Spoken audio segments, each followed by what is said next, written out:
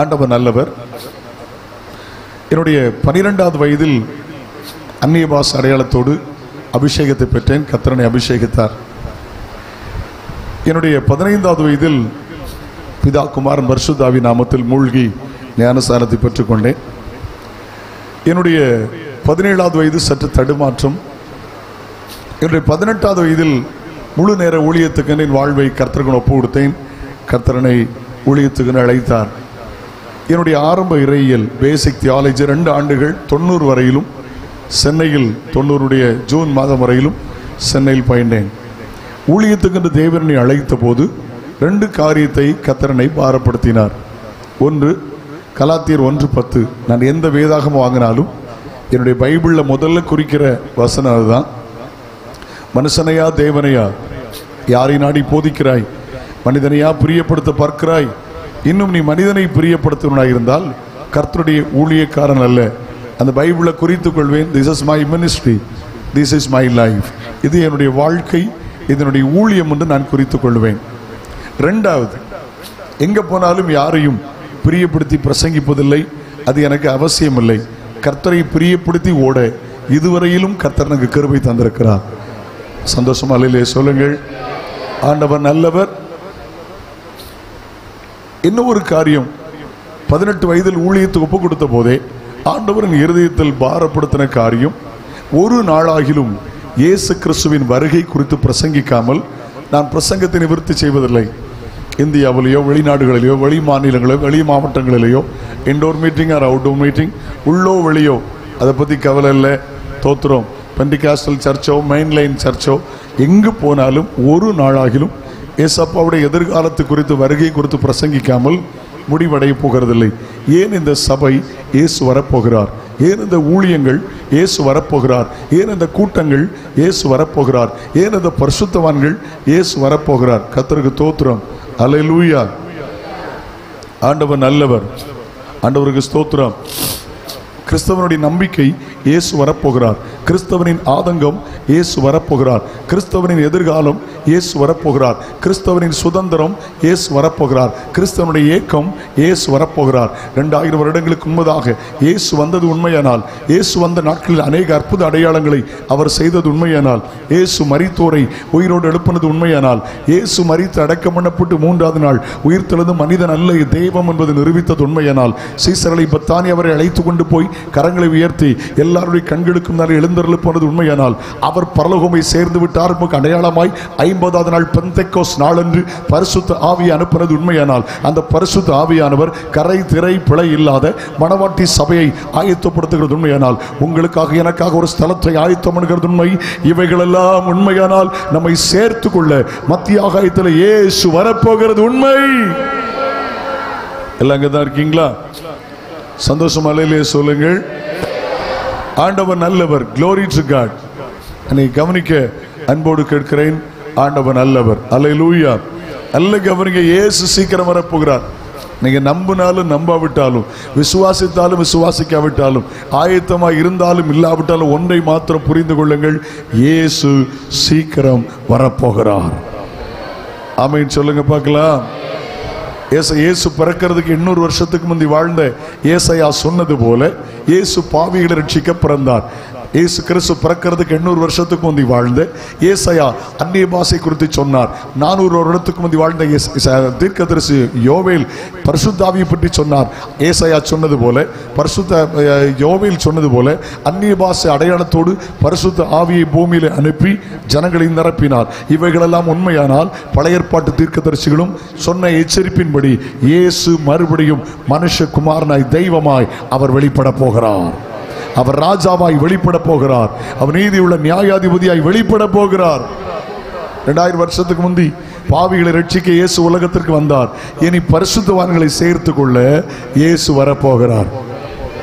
ஆமென் சொல்லுங்களேன். வேகமாய் போலாம். சரியான நேரத்தில் நிறுத்திக் கொள்ளுகிறேன். ஆனால் தெளிவான சில காரியங்களை சுட்டி காட்டி, அவசியமான காரியங்களை சுட்டி காட்ட வேண்டும் என்று நான் விரும்புகிறேன். கர்த்தர் நல்லவர். ஆமென் சொல்லுங்க. வேதத்தில் தோத்திரம் நிறைய வார்த்தைகள், நிறைய சத்தியங்கள் இருக்கிறது. ஆனால் எல்லாவற்றுக்கும் மேலாய் கிட்டத்தட்ட 104 வசனமா தமிழ் பைபிளில் மேபி இருக்கும் என்று நினைக்கிறேன். 31,104 வசனங்களில் 8,000க்கு அதிகமான வசனங்கள் எதிர்காலத்தை பற்றியது. மோர் தென் 8,000 சம்திங் வேர்சஸ். 31,100 சில்லற வசனங்களில் 8,000க்கு அதிகமான வசனங்கள் இயேசுநாதர் வருகையை பற்றியது. அப்படின்னு அர்த்தம் என்ன தெரியுமா? பைபிளில் உள்ள 25% செய்தி இயேசு சீக்கிரம் வருகிறார். அல்லேலூயா. குறிப்பெழுதுகிறவர்களுக்காக சொல்லிக் கொண்டிருக்கிறேன், தேவையான எழுதி கொள்ளுங்கள். மத்தேயு, மார்க்கு, லூக்கா, யோவான் ஆகிய 4 சுவிசேஷத்தில் இயேசு தம்முடைய வாயினாலே சொல்லியிருக்கிறார், நான் போய் சீக்கிரமாய் வருவேன் என்று 21 இடத்துல சொல்லியிருக்கிறார். 21 டைம்ஸ். ஆமாம், 21 இடத்துல நான் போய் திருப்பி வருவேன் என்று சொல்லியிருக்கிறார். எபிரேயர் உட்பட 14 நிருபம், எபிரேயர் உட்பட 14 நிருபத்தில் 13 இடத்தில் அடல்ட் பாப்டிசம் பற்றி எழுதியிருக்கிறது. பெரியவர்கள் இருக்க வேண்டிய ஞானஸ்தானத்தை குறித்து 13 இடத்தில் எழுதியிருக்கிறது. ஆனால் அந்த அப்போஸ்தலனாகிய பவுல் எழுதின 14 நிருபத்தில் 50 முறை, லிசன், 50 முறை கவனிங்கள், இயேசு கிறிஸ்துவின் 2ஆம் வருகை பற்றி எழுதியிருக்கிறார். கர்த்தருக்கு ஸ்தோத்திரம். ஆண்டவர் நல்லவர். பழைய ஏற்பாட்டில் உள்ள 17 புஸ்தகத்தில் 926 அதிகாரத்தில் 1845 முறை கர்த்தர் வருகிறார்ங்கிற தீர்க்க தரிசனம் எழுதப்பட்டிருக்கிறது. புதிய ஏற்பாட்டில் உள்ள 260 அதிகாரத்தில் 318 முறை இயேசு வருகிறார்ங்கிற தீர்க்க தரிசனம் இருக்கிறது. இயேசுவின் மரணம் 175 முறை, இயேசுவின் உயிர்த்தெழுதல் 104 முறை, இயேசுவின் பரமேறுதல் 33 முறை. என்னை கவனிக்கிறீங்களா? உடைய சிந்தை எங்க இருக்கட்டும். எல்லா செய்தியும் நல்ல செய்தியே. முழு பைபிளையும் பார்த்தீங்கன்னா 50 இடத்துல மேரேஜ் பற்றி இருக்குது. எல்லா ஆசீர்வாதமான செய்திகள் தான். இயேசுவின் மரணம் நல்ல செய்தி, இயேசுவின் உயிர்த்தெழுதல் நல்ல செய்தி. ஆண்டவருக்கு தோத்திரம். இயேசுவின் உயிர்த்தெழுதல் 104 முறை இருக்கிறது. தோத்திரம். இயேசுவின் மரணம் 175 முறை இருக்கிறது. பரமேறுதல் 33 முறை இருக்கு. சொல்லிக்கொண்டே போகலாம். இவையெல்லாம் நல்ல செய்திகளே. என்னை கவனிக்க அன்போடு கேட்கிறேன். இவை எல்லாவற்றுக்கும் மேலாய் தலை ஓங்கி நிற்கிற செய்தி என்ன தெரியுமா? இயேசு சீக்கிரம் வரப்போகிறார். அல்லேலூயா. ஆண்டவருக்கு தோத்திரம். ஆண்டவருக்கு கர்த்தருக்கு மகிமை உண்டாவதாக. புதிய ஏற்பாட்டை மட்டும் ஆவரேஜ் பண்ணி பார்த்த ஒரு வேத பண்டிதர் சொல்லுகிறார், புதிய ஏற்பாட்டை மட்டும் ஆவரேஜ் பண்ணி பார்த்தவர் சொல்லுகிறார், 25 வசனங்களுக்கு ஒரு முறை இயேசு கிறிஸ்துவின் 2ஆம் வருகை இருக்கிறது என்று சொல்லுகிறார். இன்னொரு வேத பண்டிதர் சொல்லுகிறார், பைபிள் 5 பங்கு வச்சா 5 டிவைட் பண்ணா 5இல் 1 தீர்க்க தரிசனம். தீர்க்க தரிசனத்தை மாத்திரம் 3 பங்கு வைத்தால் 3இல் 1 இயேசு கிறிஸ்துவின் 2ஆம் வருகை என்று சொல்லுகிறார். கர்த்தருக்கு தோத்திரம். இன்னொரு வேத பண்டிதர் சொல்லுகிறார், இயேசு என்கிற வார்த்தையை மட்டும் பத்தி தீர்க்க தரிசனம் 333. அந்த 333இல் 224 தீர்க்க தரிசனங்கள் இயேசு கிறிஸ்துவின் 2ஆம் வருகை பற்றியது என்று சொல்லுகிறார். சோ பேசிட்டே போலாம். என்னை கவனிக்க அன்போடு கேட்கிறேன். சீக்கிரம் இயேசு வரப்போகிறார், அதுல சந்தேகம் இல்லை. கையை உயர்த்தி அலையிலே சொல்லுங்கள். நம்முடைய தலைமுறையிலே இயேசு வந்தாலும் ஆச்சரியப்படுகிறதற்கில்லை. காரணம், அவர் சொன்ன அவ்வளவு காரியங்களும் நம்முடைய தலைமுறையிலே நிறைவேறிவிட்டது. ஆமென். கர்த்தருக்கு ஸ்தோத்திரம். நம்ம உள்ளே போகிறோம். அந்த நாட்கள் எப்படி இருந்துச்சு? அந்த நாட்களில் இங்கே பாருங்க, இதே மாதிரி நற்செய்தி கூட்டங்கள், கன்வென்ஷன் கூட்டங்கள், சபையின் பரிசுத்தத்திற்காக எழுப்புதல் கூட்டங்கள், ராபோஜன் ஆராதனைக்காக சுத்திகரிப்பு கூட்டங்கள், இப்படி விசேஷ ஊழியர்களை கூப்பிடுவாங்க. கன்வென்ஷன் பிரசங்கியார், எழுப்புதல் பிரசங்கியார். ஆண்டவருக்கு தோத்திரம். அல்லேலூயா. நிறைய தேவ மனிதர்களை கர்த்தர் கூப்பிடுவார்கள், அழைத்து ஊழியத்தில் பயன்படுத்துவார்கள். ஆண்டவருக்கு ஸ்தோத்திரம். அதில் எல்லா பிரசங்கமான சின்ன வயதிலே நான் பார்த்து பழகியவன். எல்லா தேவ மனிதர்களையும் நான் பார்த்திருக்கிறேன். முதல் நாள் ரட்சிப்பை பற்றி பேசுவாங்க, 2வது நாள் ஞானஸ்தானத்தை பற்றி பேசுவாங்க, 3வது நாள் அபிஷேகத்தை பற்றி பேசுவாங்க. சனிக்கிழமை காத்திருப்பு கூட்டத்தில் ஜனங்கள் அபிஷேகம் வருவாங்க. பகல் கூட்டங்களில் உள்ளம் புறமுமான பரிசுத்தத்தை குறித்து பேசுவாங்க. ஞாயிற்றுக்கிழமை இரவு கண்ணை மூடிட்டு சொல்லலாம், இயேசுநாதர் வருகையை பற்றி பேசுவாங்க. பயம் உண்டாகும். ஜனங்கள் ஒப்பு கொடுப்பார்கள். இயேசு கிறிஸ்துவின் வருகை குறித்து பேசும்போதே ஜனங்களுக்குள் ஒரு எச்சரிப்பு உண்டாகும். என்னோட தகப்பனார் 55 ஆண்டுகள் முழு நேரமாய் சபை நடத்தி கொண்டே ஊழியம் செய்தார்கள்.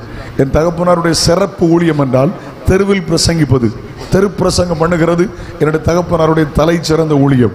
அவருடைய 55 வருட ஊழியங்களில் ஒரு சைக்கிள், 4 ஜிப்பா, 2 வேஸ்டி, ஒரு மெக்கஃபோன், இதுதான் அவருடைய சொத்து. சாகர வரையிலும் தெருவில் நின்று பிரசங்கித்தார். அவர் பிரசங்கித்த முக்கியமான செய்தி என்ன தெரியுமா?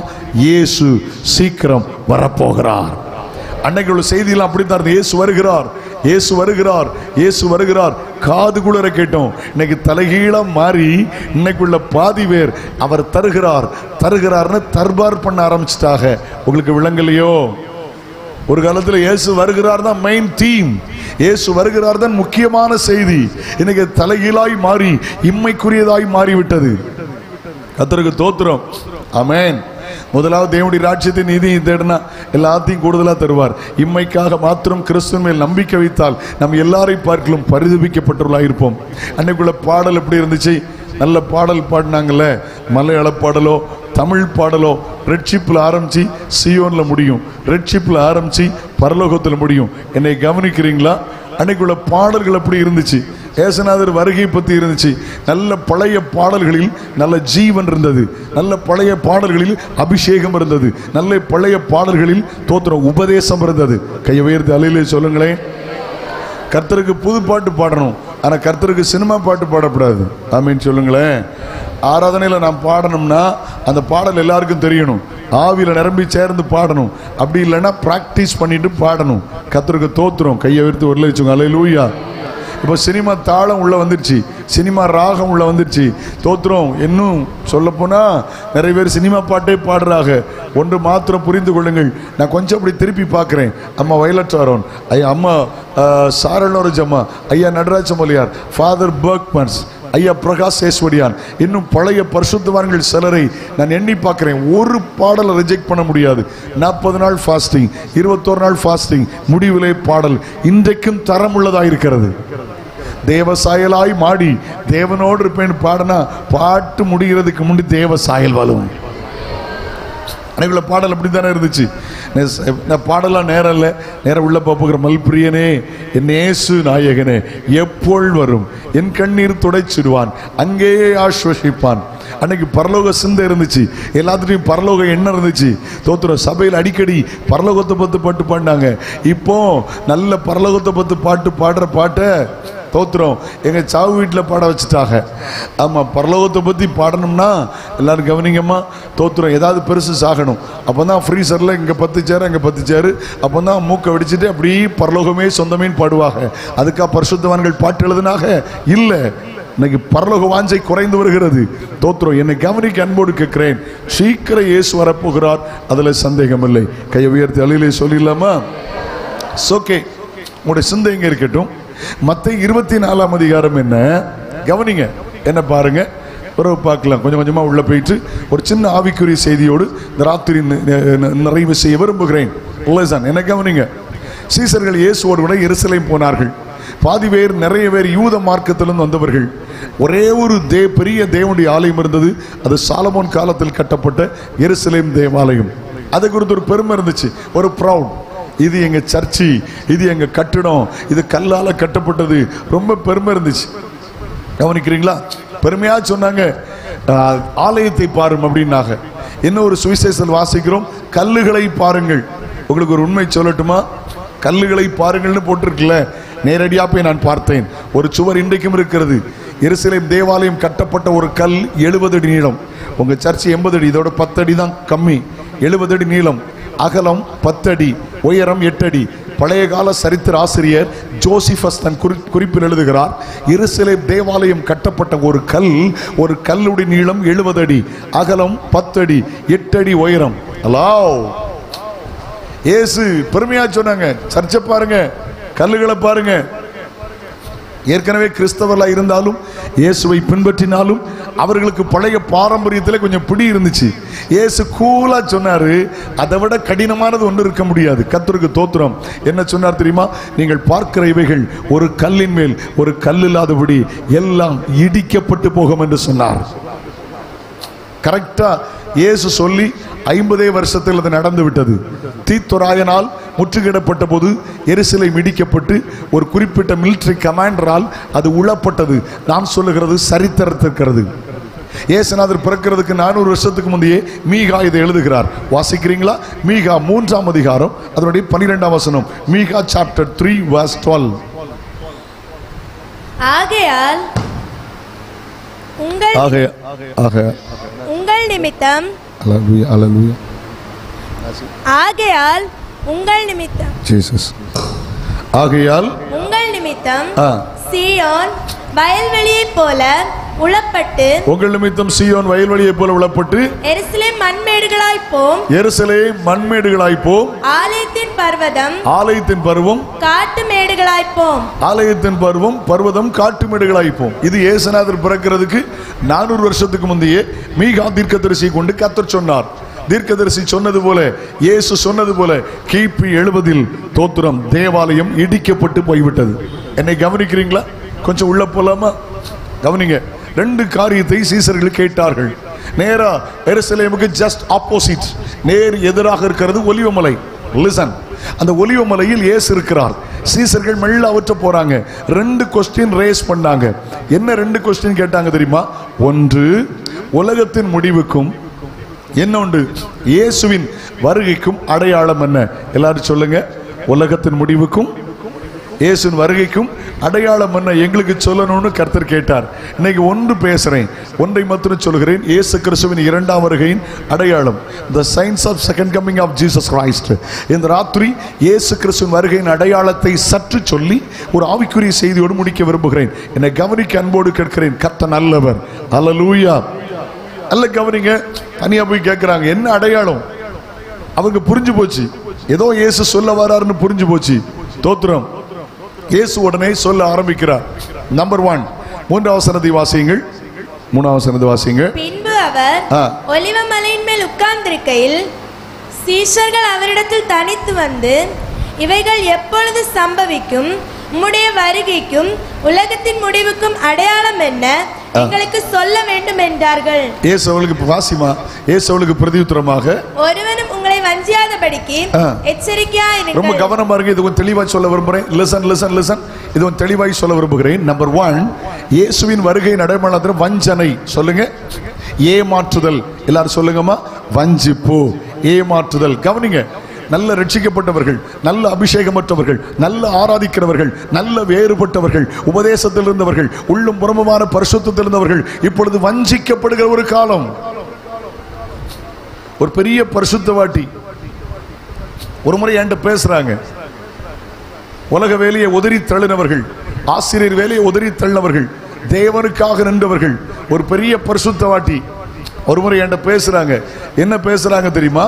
1 நம்பர் துரு உபதேசம் பேசுகிற, துணிகரமாய் தன்னுடைய ஆலயத்தில் சினிமா பாட்டை போட்டு சினிமா பாட்டை பாடுகிற, விசில் அடிக்கிற, கும்மாளம் பண்ணுகிற, கோமாளி கூத்து பண்ணுகிற ஒரு நபரை சுட்டி காட்டி, டேய் என்னடா பிரசங்கம் பண்ற, என்னடா ஜோம் பண்ற, இப்ப தானே கத்திரியா கண்ணை திறந்திருக்காரு, இதுதான் கரெக்ட்னாங்க. அவருடைய சரித்திரத்தை புரட்டி பார்த்தால் தியாகம், அவருடைய சரித்திரத்தை புரட்டி பார்த்தால் உபதேசம், அவருடைய சரித்திரத்தை புரட்டி பார்த்தால் வைராக்கியம், அவருடைய சரித்திரத்தை புரட்டி பார்த்தால் தங்களுடைய சொத்துக்கள் எல்லாம் விற்று அவர்கள் கட்டின ஏராளமான ஆலயங்கள். இன்னைக்கு ஹலோ சின்ன கை சுப்புற சின்ன பிள்ளைய சொல்லும் இவன் துருபதேசக்காரன்னு. ஆனா அவங்க சொல்றாங்க, நான் உடனே அவங்கள வருத்தப்படல. 20 நிமிஷம் அவங்ககிட்ட பேசினேன். சமீபத்தில் கொஞ்ச நாட்களுக்கு முந்தி அவங்க எனக்கு ஒரு வீடியோ அனுப்பிவிட்டு இருந்தாங்க. வீடியோ அனுப்பிவிட்டு தோத்திரம் 3-4 பேர் உட்கார்ந்து டிஸ்கஸ் பண்ணிட்டு இருக்காங்க. துருபதேசத்தை அனுப்புறாங்க. நான் கீழே அவங்களுக்கு பதிவு செய்தேன். அவர்களுடைய உறவினர்கள் ரொம்ப நல்லவர்கள். தோத்திரம். அவங்களுக்கு கீழே ஒரு வார்த்தை பதிவு செய்தேன். நூதன உபதேசங்களை ஏற்றுக்கொள்ள என் மனதில்லை, பழைய பரிசுத்தவான்கள் காட்டி கொடுத்த உபதேசத்தை நடக்கிறேன் என்று அனுப்பி வைத்தேன். துணிகரமாய் உட்கார்ந்து அசிங்கமாய் அருவருப்பாய் பரிசுத்தவான்களை திட்டி பேசுகிற அற்பமான அசிங்கமான நூதன உபதேசத்தை சுட்டி காட்டுகிற ஒரு வீடியோ எனக்கு எழுதி வந்து எனக்கு அனுப்பி விட்டுருக்காங்க. நான் வேற ஒன்றும் அவங்ககிட்ட பேசல. நல்லவங்க, பெரியவங்க, வயசுல மூத்தவங்க, தாய் ஸ்தானத்தில் உள்ளவங்க. அவங்களுக்கு வேற ஒன்றும் சொல்லலை. கீழே எழுதி விட்டேன், நூதன உபதேசங்களை ஏற்றுக்கொள்ள என் மனது சம்மதிக்கவில்லை. பழைய பரிசுத்தவான்கள் காட்டி கொடுத்த உபதேசத்தில் நான் நடக்கிறேன். வஞ்சனை வஞ்சிக்கப்பட்டு போகுது. நிறைய பேர் ஏமாற்றப்படுறாங்க. நல்ல கவனிங்க. 1-2 வசனங்களை வாசிக்கலாமா? அப்போஸ்தலனாகிய பவுல் கொரிந்து சபைக்கு என்ன எழுதுறாரு பாருங்களேன். 2 கொரிந்தியர் 11ஆம் அதிகாரம் 1, 2, 3 வசனங்களை வாசிங்கள். என் புத்தியினத்தை 2, 3 வாசிமா. நான் உங்களை கற்புள்ள கன்னிகையாக கிறிஸ்து என்னும் ஒரே புருஷனுக்கு ஒப்புக்கொடுக்க நியமித்தபடியால் உங்களுக்காக தேவ வைராக்கியம் கொண்டிருக்கிறேன். என்ன எழுதுகிறார்? கொரிந்து சபையை பார்த்து என்ன எழுதுகிறார்? இயேசுவின் வருகையை எதிர்பார்த்திருக்கிற கொரிந்து சபையை பார்த்து என்ன எழுதுகிறார்? எந்த வரத்திலும் குறைவில்லாத கொரிந்து சபையை பார்த்து என்ன எழுதுகிறார்? கர்த்தருடைய நாமத்தை தொழுது கொள்ளுகிற அந்த கிறிஸ்துவின் சபையை பார்த்து என்ன எழுதுகிறார்? நான் உங்களை கற்புள்ள கன்னிகையாக கிறிஸ்து என்னும் ஒரே புருஷனுக்கு ஒப்புவிக்கப்பட்டு நியமித்தபடினால் உங்களுக்காக பக்தி வைராக்கியம் கொண்டிருக்கிறேன். அடுத்த வசனம் முக்கியம், வாசியுங்கள். ஆகிலும் சர்ப்பமானது, பிசாசானது, வலு சர்ப்பமானது தன்னுடைய தந்திரத்தினாலே ஏவாளை வஞ்சித்தது போல உங்கள் மனதும் கிறிஸ்துவை பற்றும் உண்மை நின்று விலகும்படி கெடுக்கப்படுமோ என்று பயந்திருக்கிறேன். சர்ப்பமானது ஏவாளை வஞ்சித்தது, தோட்டத்தை விட்டு விலகினார்கள். சர்ப்பமானது ஏவாளை வஞ்சித்தது, தேவ மகிமையை இழந்தார்கள். சர்ப்பமானது ஏவாளை வஞ்சித்தது, தேவ திட்டத்தை இழந்து போனார்கள். சர்ப்பமானது வஞ்சித்தது, தேவ நோக்கத்தை இழந்து போனார்கள். The God purpose, hallelujah, hallelujah, தேவ திட்டத்தை இழந்து போனார்கள். வஞ்சித்தது இல்லங்கதா இருக்கீங்களா? வஞ்சனை. பவுல் சொல்றாரு, கிறிஸ்துவப்பட்டு உண்மையுண்டு நீங்கள் வஞ்சிக்கப்படுவீர்களோ என்று பயந்திருக்கிறேன். இயேசுநாதர் சொன்ன வருகையின் அடையாளம் என்ன தெரியுமா? ஒரு கூட்டம் இன்றைக்கு வஞ்சிக்கப்படுகிறது. கையை உயர்த்தி அல்லேலூயா சொல்லுங்க பார்க்கலாம். ஆண்டவருக்கு தோத்திரம். 1-2 வசனத்தை வாசித்திருவீங்களா? அதனுடைய 11 வசனத்தை வாசிங்க. verse 11. இப்படி சொல்ல வேண்டியது என்ன? நோ. அநேக கள்ளத்தீர்க்கதரிசிகளும் எழும்பி அநேகரை வஞ்சிப்பார்கள். மத்தேயு 24 அதிகாரத்தை வைத்துக் கொள்ள வேண்டும். அநேக கள்ளத்தீர்க்கதரிசிகள் எழும்பி அநேகரை என்ன செய்வார்கள்? வஞ்சிப்பார்கள். நீங்க அப்படி 23-24 வாசிங்க. அப்பொழுது இதோ கிறிஸ்து இங்கே இருக்கிறார், அதோ அங்கே இருக்கிறார் எவனாகிலும் சொன்னால் நம்பாதீங்கள். ஏனெனில் கள்ள கிறிஸ்துகளும் கள்ள தீர்க்கதரிசிகளும் எழும்பி கூடுமானால் தெரிந்து கொள்ளப்பட்டவர்களை வஞ்சிக்கத்தக்கதாக பெரிய அடையாளங்களையும் அற்புதங்களையும் செய்வார்கள். தெரிந்து கொள்ளப்பட்டவர்களை, கர்த்தருக்காக தெரிந்து கொள்ளப்பட்டவர்களை, பரிசுத்தத்திற்காக தெரிந்து கொள்ளப்பட்டவர்களை, ஊழியம் செய்ய தெரிந்து கொள்ளப்பட்டவர்களை, தேவ சித்தம் தேவ திட்டத்தை நிறைவேற்ற தெரிந்து கொள்ளப்பட்டவர்களை வஞ்சிக்கத்தக்கதாக அற்புதங்களை அடையாளங்களை செய்வார்கள். பெங்களூர்ல ஒரு பெரிய திருச்சபை யூடியூப்ல இருக்கு. பெங்களூர்ல ஒரு பெரிய திருச்சபை. அந்த திருச்சபைக்கு ஆப்பிரிக்கால இருந்து ஒருத்தர் வரார். அவர் விசுவாசத்தை பத்தி பேசுறார். நீ விசுவாசிச்சான என்ன வேணாலும் நடக்கும் அப்படின்னு இம்மைக்குரிய காரியத்தை பேசுறார். கவனமா கேளுங்க. அவர் சொன்னார், என்ன சொன்னார் தெரியுமா? நீ சர்ச்சைக்கு வரும்போது உன் பாக்கெட்ல பணம் இல்லை தெரியுமா? இப்ப நீ விசுவாசத்தோடு ஜெபம் பண்ணு. விசுவாசத்துல உன் பாக்கெட்டை ஓபன் பண்ணு. உன் பாக்கெட்ல புது கரன்சி இருக்கும். டக்குன்னு ஒரு வாலிப பையன் எழும்புறான். யூடியூப்ல இருக்குது. எஸ், நான் என் வேலண்டை ஓபன் பண்ணிட்டேன், நியூ கரன்சி இருக்கு. எனக்கு சிரிப்பு வந்தது. என்ன சிரிப்பு வந்தது தெரியுமா? இயேசுநாதர் 2 தப்ப செய்ய மாட்டாரு. ஒன்னு கள்ள நோட்டு அடிக்க மாட்டாரு, இன்னொன்னு பீட்டர்ல இருந்து அடிச்சு மாத்தி ஆண்ட வைக்க மாட்டாரு. எல்லாம் அங்கதான் இருக்கீங்களா? எனக்கு பீட்டர் ரொம்ப வருஷம் தெரியுங்களா? Listen to me. ஏமா குரல் வித்த பண்ணதுக்கு இயேசுநாதர் வந்தாரு. பாவிகளை ரட்சிக்க இயேசு உலகத்தில் வந்தார். ஒரு மனவாட்டியை சேர்க்க இயேசு வந்தார். இன்னைக்கு ஜனங்கள் வஞ்சிக்கப்படுகிறார்கள். அற்புத அடையாளத்தினால ஏமாந்து போகாதிருங்கள். அவர் என்ன சொன்னார் தெரியுமா? நீ விசுவாசிச்சா போதும், நீ விசுவாசி என்ன வேணாலும் நடக்கும். பல்லெல்லாம் தங்கமா மாறிடும். ஹலோ, எப்படி சரி, விசுவாசிச்சாச்சு, பல்லு தங்கமா மாறிடுச்சு. இனி அவ்வளவு பல்லையும் கலத்தி வித்துடலாமா? எத்தனை கேரட் வித்து கடன்ல அடைச்சிடலாமா? குடும்பமா எல்லாருக்கும் தங்கப்பல்லா மாறிட்டு அவ்வளத்தையும் உடைச்சு வித்துட்டு வீடு கட்டிட்டு பல் செட்டு கட்டிடலாமா? எங்க போது உபதேசம்? இன்னைக்கு ரட்சிக்கப்படு, மனம் திரும்பு, ஞானசானம் பெறு, தோத்திரம் வேறுபடு, நகை நட்டு போல்டு ஸ்க்ரூவெல்லாம் கலத்தி தூட போடு. ஏன் செத்த அன்னைக்கு உனக்கு வராது. இன்னைக்கு கழுகு நரி தான் லாஸ்ட்ல புடிங்கி திங்கும். கழுகுனவன் மகா, நரினவன் மருமகா. இந்த கள்ளியெல்லாம் சேர்ந்துருவா. கள்ளியோ இவ கடுத்த கள்ளியே தெரியாது. செத்த அன்னைக்கு அவனும் போக்கு. உன் கூட 6 அடி சூட்கேஸ் மட்டும்தான் வரும். ஹலோ, அவனவனுடைய கிரியைகளின்படி அவனவனுக்கு நான் அளிக்கும் பலன் என்னோடு வருகிறதன் இயேசு சொல்லுகிறான். நல்லா சாப்பிடுங்க, நல்லா ட்ரெஸ் பண்ணுங்க, நல்லா வாழுங்க, ஒன்றும் கூட வராதுமா. ஒன்றும் கூட வராது. நான் சொன்ன பத்தியா, மற்றவர்களுக்கு வாங்கும்போது பார்க்கலாம் நல்லா இருக்கலாக்கா, கொள்ள நல்லா சூப்பராக இருக்குல்ல, மற்றவர்களுக்கு வாங்கும்போது ரசிக்கலாம். ஆனால் நமக்கு வாங்கும்போது நம்ம பார்க்க முடியாது தெரியுமா? அதான் ஆல்ரெடி சூட் கேஸு விளங்கிச்சா. மற்றவர்களுக்கு வாங்கும்போது நல்லா இருக்குல்ல, இப்போ நல்ல ப்ரெஸ்ஸிங் டைப்பு நல்லா கொள்ளலாம், டிசைன் கொள்ளலாம், அடுத்தவர்களுக்கு வாங்கும்போது ரசிக்கலாம். நான் நமக்கு வேண்டுவா கட்டியலா அன்னைக்கு பார்க்க முடியாது. எத்தனையோ உள்ளு மனுஷனுடைய வாழ்க்கை இவ்வளவுதான். எது ஆசீர்வாதம்? உலக பிரகாரமான வீடா? இல்லை, ஆசீர்வாதமாய் வாழுங்கள். ஆனா இக்காலத்து பாடுகள் ஒருவேளை கஷ்டமா யோசிக்காதிருங்கள். பெரிய ஆசீர்வாதமா அதிலையும் முங்கி போகாதிருங்கள். உங்கள் தேவைகளை கர்த்தர் சந்திப்பார். ஒரே ஒரு சிந்தனையோடு வாருங்கள். ஒரு நாள் இயேசு வரப்போகிறார், நான் அவரோடு இருக்க போகிறேன். ஜனங்கள் வஞ்சிக்கப்படுகிறார்கள். அது கொஞ்சம் அழகா சொல்லி தரட்டுமா உங்களுக்கு? கொஞ்சம் கவனமா கேளுங்க, உங்களுக்கு புரியும். வாசிங்க வெளிப்படுத்தல் 13:11. கவனமா கேட்கணும், கவனமா வாசிங்க, கவனமா கேளுங்க. வெளிப்படுத்தல் 13, ரெவலேஷன் 13:11. பின்பு வேறொரு மிருகம் பூமியிலிருந்து எழும்ப கண்டேன். யோவானுக்கு ஆண்டவர் காட்டி கொடுக்கிறார், இங்கே ஏறி வா, இவைகளுக்கு பின்பு சம்பவிக்க வேண்டியது உனக்கு காட்டுவேன். அப்ப இனி சம்பவிக்க வேண்டியவைகள் என்னவாம்? பின்பு ஒரு மிருகம் பூமியிலிருந்து ஏறி வர கண்டேன். அது ஒரு ஆட்டுக்குட்டிக்கு ஒப்பாக. எப்படி இருந்துச்சு? ஆட்டுக்குட்டிக்கு ஒப்பாக 2 கொம்புகளை உடையதா இருந்து. பார்க்கிறதுக்கு எப்படி இருக்கு? ஆட்டுக்குட்டி பார்க்கிறதுக்கு எப்படி இருக்கு? 2 கொம்பு. நல்ல கவனிங்க. ஆடு யாருக்கு பிடிக்காது? எல்லாருக்கும் பிடிக்கும். ஆட்டுக்குட்டி யாருக்கு பிடிக்காது? எல்லாருக்கும் பிடிக்கும். ஆட்டுக்குட்டி தூக்கி விளையாடலாம். ஆட்டுக்குட்டி பிடிக்காட்டாலும் மட்டன் பிடிக்கும். கட்டியலா இப்போ 1000 ரூபாய்ல எனக்கு போட்டு அல்லேலூயா. யாருக்கு பிடிக்காதுங்க? எல்லாருக்கும் பிடிக்கும். பார்க்கிறதுக்கு ஆடு, பார்க்கிறதுக்கு 2 கொம்பு. ஆனா விஷயத்தை பாருங்க, ஏமாந்து போயிடக்கூடாது. வாசிங்க கீழே.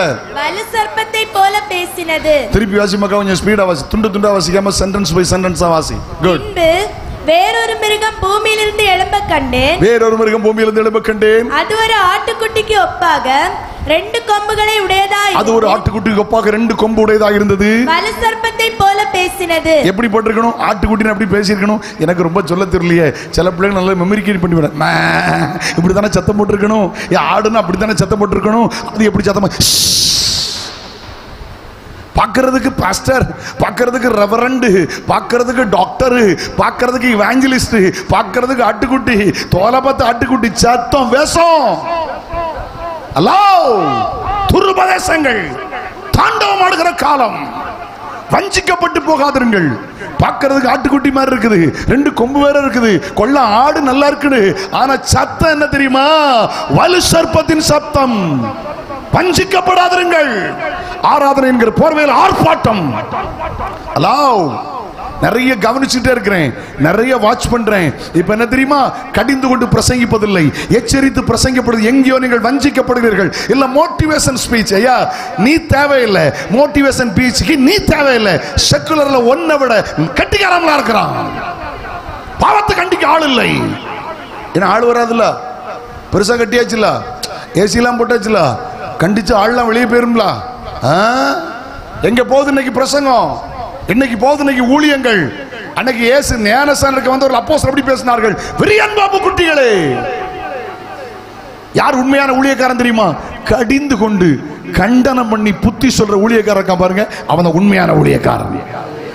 கையை வருது அல்லையில சொல்லுங்க பார்க்கலாம்.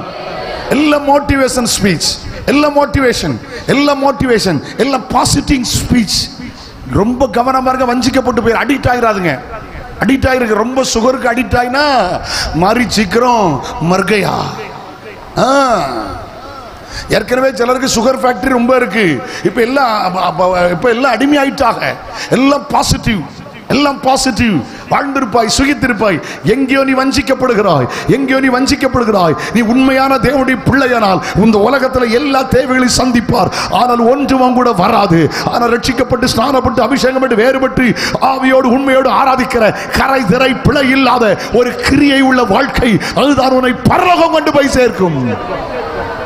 Glory be to God. வஞ்சனை நல்ல கவனிங்க. ஆடு மாதிரி ஏமாந்திரப்படாது.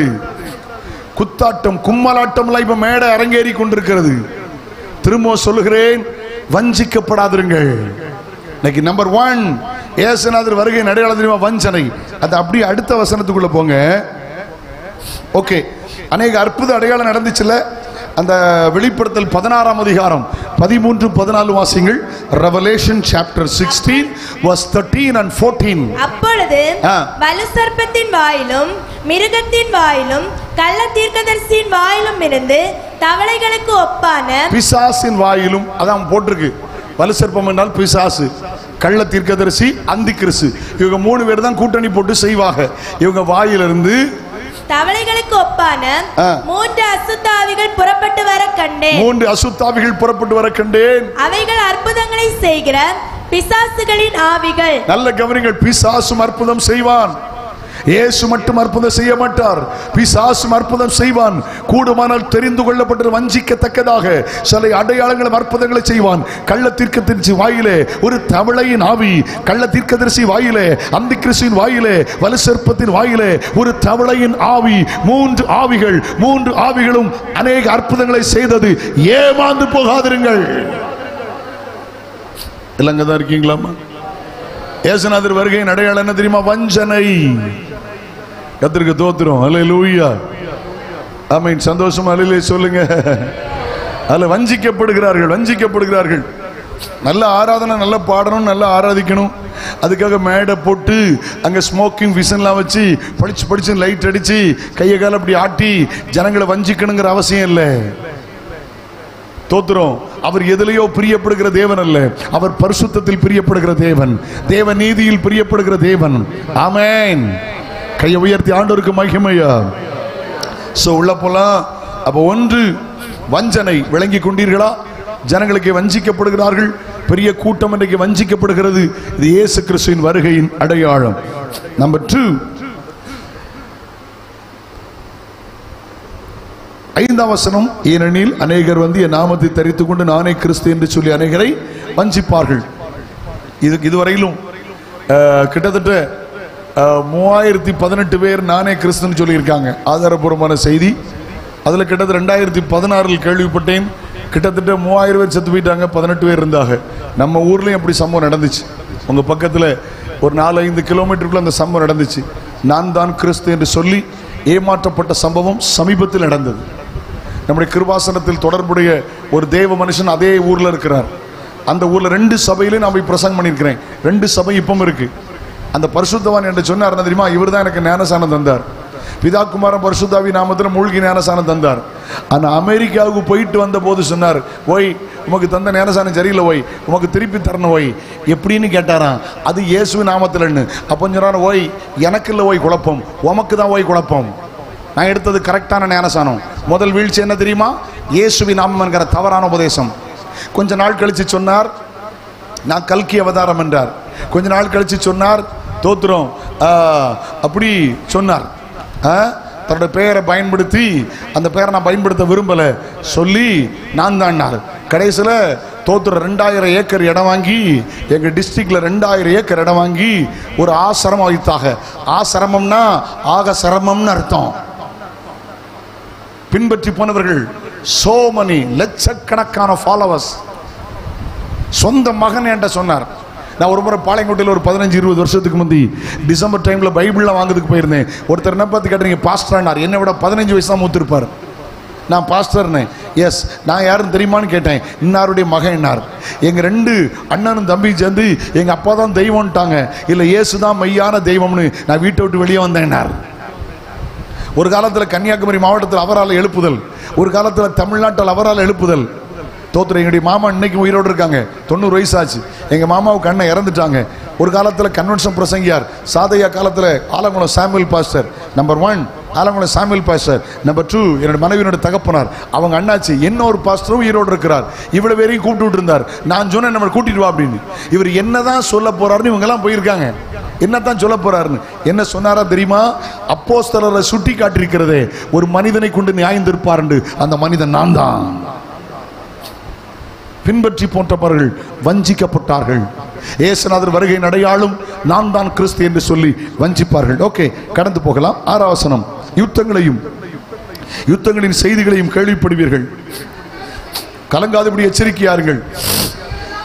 இவைகளெல்லாம் சம்பவிக்க வேண்டியது ஜனத்துக்கு விரோதமாய் ஜனமும் ராட்சியத்துக்கு விரோதமாய் ராட்சியமும் எழும்பும். நல்ல கவனிங்க. இதில் கொஞ்சம் தெளிவாக சொல்ல வேண்டும் என்று நான் விரும்புகிறேன், நீங்கள் புரிந்து கொள்கிறதற்காக. இன்னைக்கு இயேசுநாதர் வருகை அடையாளம் தெரியுமா? யுத்தங்கள், யுத்தத்தின் செய்திகள். குடும்ப சண்டையில் ஆரம்பிச்சு, தெரு சண்டையில் ஆரம்பிச்சு, ஊர் சண்டையில் ஆரம்பிச்சு, ஜாதி சண்டையில் ஆரம்பிச்சு, ஹலோ சண்டை வந்து வந்து வந்து வந்து நாட்டுக்கு நாடு சண்டம். Nation will rise against nation, kingdom against kingdom. இலங்கையில் 35 வருஷம் சண்டை, உள்நாட்டு சண்டை. அமெரிக்கா நாடு கொலம்பியாவில் போயிருந்த போது பார்த்தேன், எங்கே பார்த்தாலும் போலீஸ், எங்கே பார்த்து மிலிட்டரி. அவர் சொன்னார் திஸ் இஸ் அ கொலம்பியா அப்படின்னார். நான் என்னன்னு கேட்டேன். அப்போ அவர் சொன்னார், தோத்துறோம் இங்கே பயங்க 50 வருஷத்தில் உள்நாட்டு சண்டையில் 5 லட்சம் மக்கள் இறந்திருக்காங்க. நான் இலங்கை தேசத்துக்கு ஊழியத்திற்கு 14 முறை போயிருக்கிறேன். அங்கே கேள்விப்பட்டவன சொன்ன 35 வருஷத்தில் அப்பாவி ஜனங்கள் குறைந்தது 5 லட்சம் ஜனங்கள் செத்திருக்கிறார்கள். கவனிங்க, ரஷ்யா உக்ரைன் சண்டை முடிஞ்சிச்சா? போன வருஷத்தில் சண்டை ஆரம்பிச்சது காசா இஸ்ரேல் சண்டை முடிஞ்சிச்சா? இப்போ அந்த சண்டை பெருகிட்டே இருக்கு. உங்களுக்கு தெரியுமா? உங்களுக்கு காசா, நம்ம காசா பத்தி சொல்ல போறேன், நீங்க புரிஞ்சுடுவீங்க. யுத்தங்கள், யுத்தத்தின் செய்திகள், இயேசுவின் வருகையின் அடையாளம்.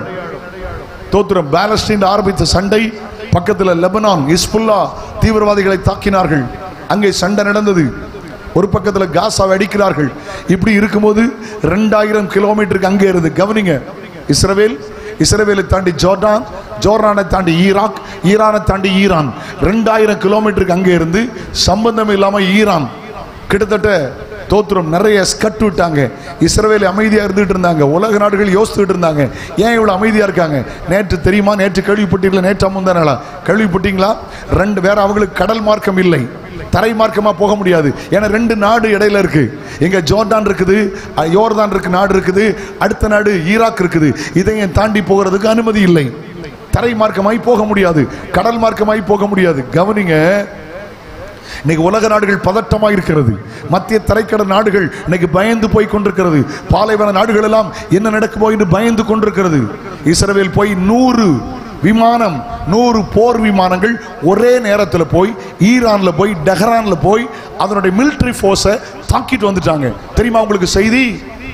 யுத்தங்கள், யுத்தத்தின் செய்திகள், இயேசுவின் வருகையின் அடையாளம். என்னை கவனிக்க நான் உங்கள் அன்போடு கேட்கிறேன். எங்க பார்த்தாலும் சண்டைகள். ஏன் நம்ம பார்டர்ல, பாகிஸ்தான் பார்டர்ல யுத்தம் முடிஞ்சிச்சா? சைனா பார்டர்ல யுத்தம் முடிஞ்சிச்சா? ஹலோ, ஈரான் ஈராக்கு சண்டையை மறந்துட்டீங்களா? வடகொரியா தென்கொரியா யுத்தத்தை மறந்து போனீங்களா? ஒவ்வொரு நாடும் மருத்துவத்துக்கு செலவழிக்கிற பணத்தை பார்க்கலும், ஒவ்வொரு நாடும் கல்விக்கு செலவழிக்கிற பணத்தை பார்க்கலும் இன்னைக்கு அதிகமான பணத்தை, என்னை கவனிக்க அன்போடு கேட்கிறேன், இன்னைக்கு ஒவ்வொரு நாடும் அதிகமான பணத்தை எதுக்கு செலவழிக்கிறாங்க தெரியுமா? யுத்த தளவாடங்களுக்கு செலவழிக்கிறார்கள். அல்லேலூயா. பதற்றத்தில் உட்கார்ந்து இருக்கிறாங்க. ரஷ்யாவும் சீனாவும் சொல்லுது, நான் ஈரானுக்கு சப்போர்ட்டா வருவேன் அப்படின்னு. உடனே இஸ்ரவேலுக்கு துணிந்து அமெரிக்கா தன்னுடைய போர் கப்பலை அனுப்புகிறது. இன்னைக்கு உலகமாக யுத்தம் வந்துடுமோ என்று பயந்து போயிருக்கிறார்கள். குறிப்பா ஒன்று சொல்றேன், போன வருஷம் இதே நாட்களுக்கு 1 வாரத்து 2 வாரத்துக்கு முந்தி கூடார பண்டிகை இஸ்ரவேலர்கள் அனுசரித்தார்கள். வனாந்தரத்தில் போய் தங்கி இருந்து டென்ட் போட்டு அவங்க செய்த போது இந்த தீவிரவாதிகள், ஹமாஸ் தீவிரவாதிகள், பாலஸ்தீனில் குறிப்பிட்ட நாள் ஹமாஸ் என்கிற தீவிரவாத இயக்கம் இந்த காசாவை தன் கட்டுப்பாட்டில் வைத்துக்கிறது. கிட்டத்தட்ட 80 கிலோமீட்டர் 32 லட்சம் ஜனங்கள் வசித்தார்கள். இவர்கள் திடீர்னு இஸ்ரவேலை தாக்கினார்கள். 1709 செத்து போயிட்டாங்க. அதுக்கு பிற்பாடு உடனே அவங்க முதல் முறையா அவங்க வார டிக்ளேர் பண்றாங்க. பொதுவாக இஸ்ரவேலை வாட்ச் பண்ணி பார்த்தா அவங்க யாரையும் வம்ப அடிக்க மாட்டாங்க, ஆனால் வந்த சண்டை விடுறதில்லை. ஏன்னு தெரியாது. ஆனால் உலகத்தில் எந்த புத்தகத்திலும் இல்லாத ஒரு காரியத்தை நம்முடைய பைபிளில் இருக்கு. இன்னைக்கு நடக்கிற காசா யுத்தம் நம்ம பைபிளில் இருக்கு. எத்தனை பேருக்கு தெரியும்? 4 வசனம் சொல்லட்டுமா? எழுதுறீங்களா? இன்னைக்கு நடக்கிற காசா யுத்தம் 2000 வருஷத்துக்கு முந்தி, பழைய ஏற்பாடு எழுதி 3000 வருஷம் ஆச்சு, புதிய ஏற்பாடு எழுதி 2000 வருஷம் ஆச்சு. 3000 வருஷத்துக்கு முந்தியே நம்முடைய பைபிளில் எழுதப்பட்டிருக்கிறது. வாசிங்களேன். செப்பனியா 2ஆம் அதிகாரம் 4ஆம் வசனத்தை வாசிங்கள். Zephaniah chapter 2 verse 4. காசா குடியேற்று அக்ஸ்தலோன் பாழாகும், அஸ்தரோத்தை பட்ட பகலில் பறக்கடி. காசா குடியேற்று போகும். 32 லட்சம் ஜனங்கள் வாழ்ந்தார்கள். யுத்தம் ஆரம்பித்து 1 வருஷம் ஆகிறது. 45,000 ஜனங்கள் மரித்து போனார்கள். இன்றைக்கு சொந்த தேசத்திலே, சொந்த நாட்டிலே அப்பாவி ஜனங்கள், தோத்திரம் 1 லட்சம் ஜனங்கள் அகதிகளாயிருக்கிறார்கள்.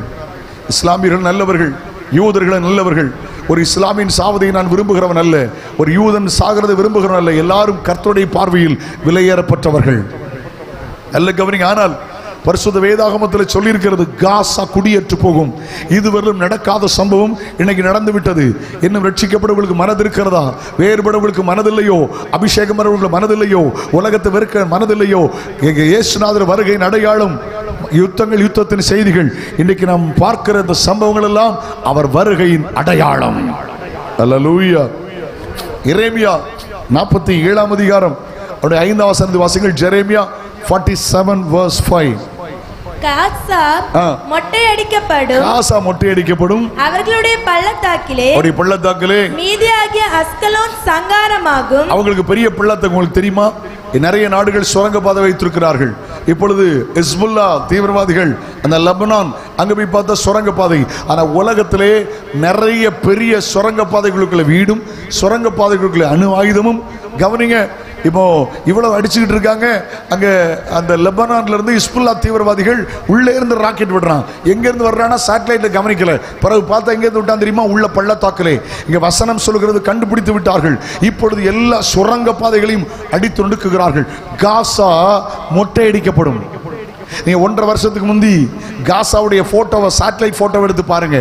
இன்னைக்கு பிரசன்ட்ல இன்னைக்குள்ள காசாவுடைய போட்டோ எடுத்து பாருங்க.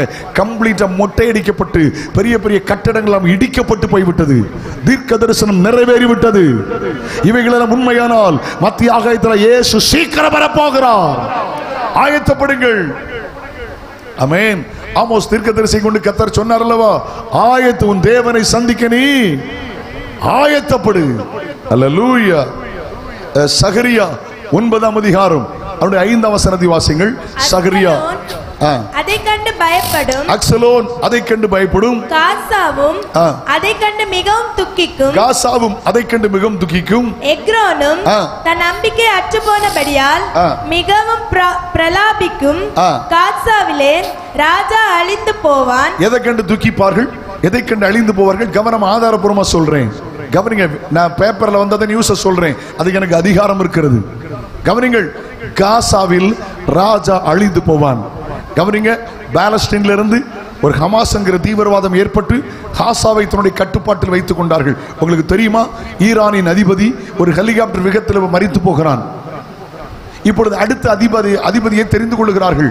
அடுத்த அதிபதியை தெரிந்து கொள்ளும்போது சீஃப் கெஸ்டா யார் போறா தெரியுமா? இந்த காசாவின் தலைவன், இந்த ஹமாஸுடைய தீவிரவாதி, இந்த ஹானி இஸ்மாயில், இவன் போகிறான்.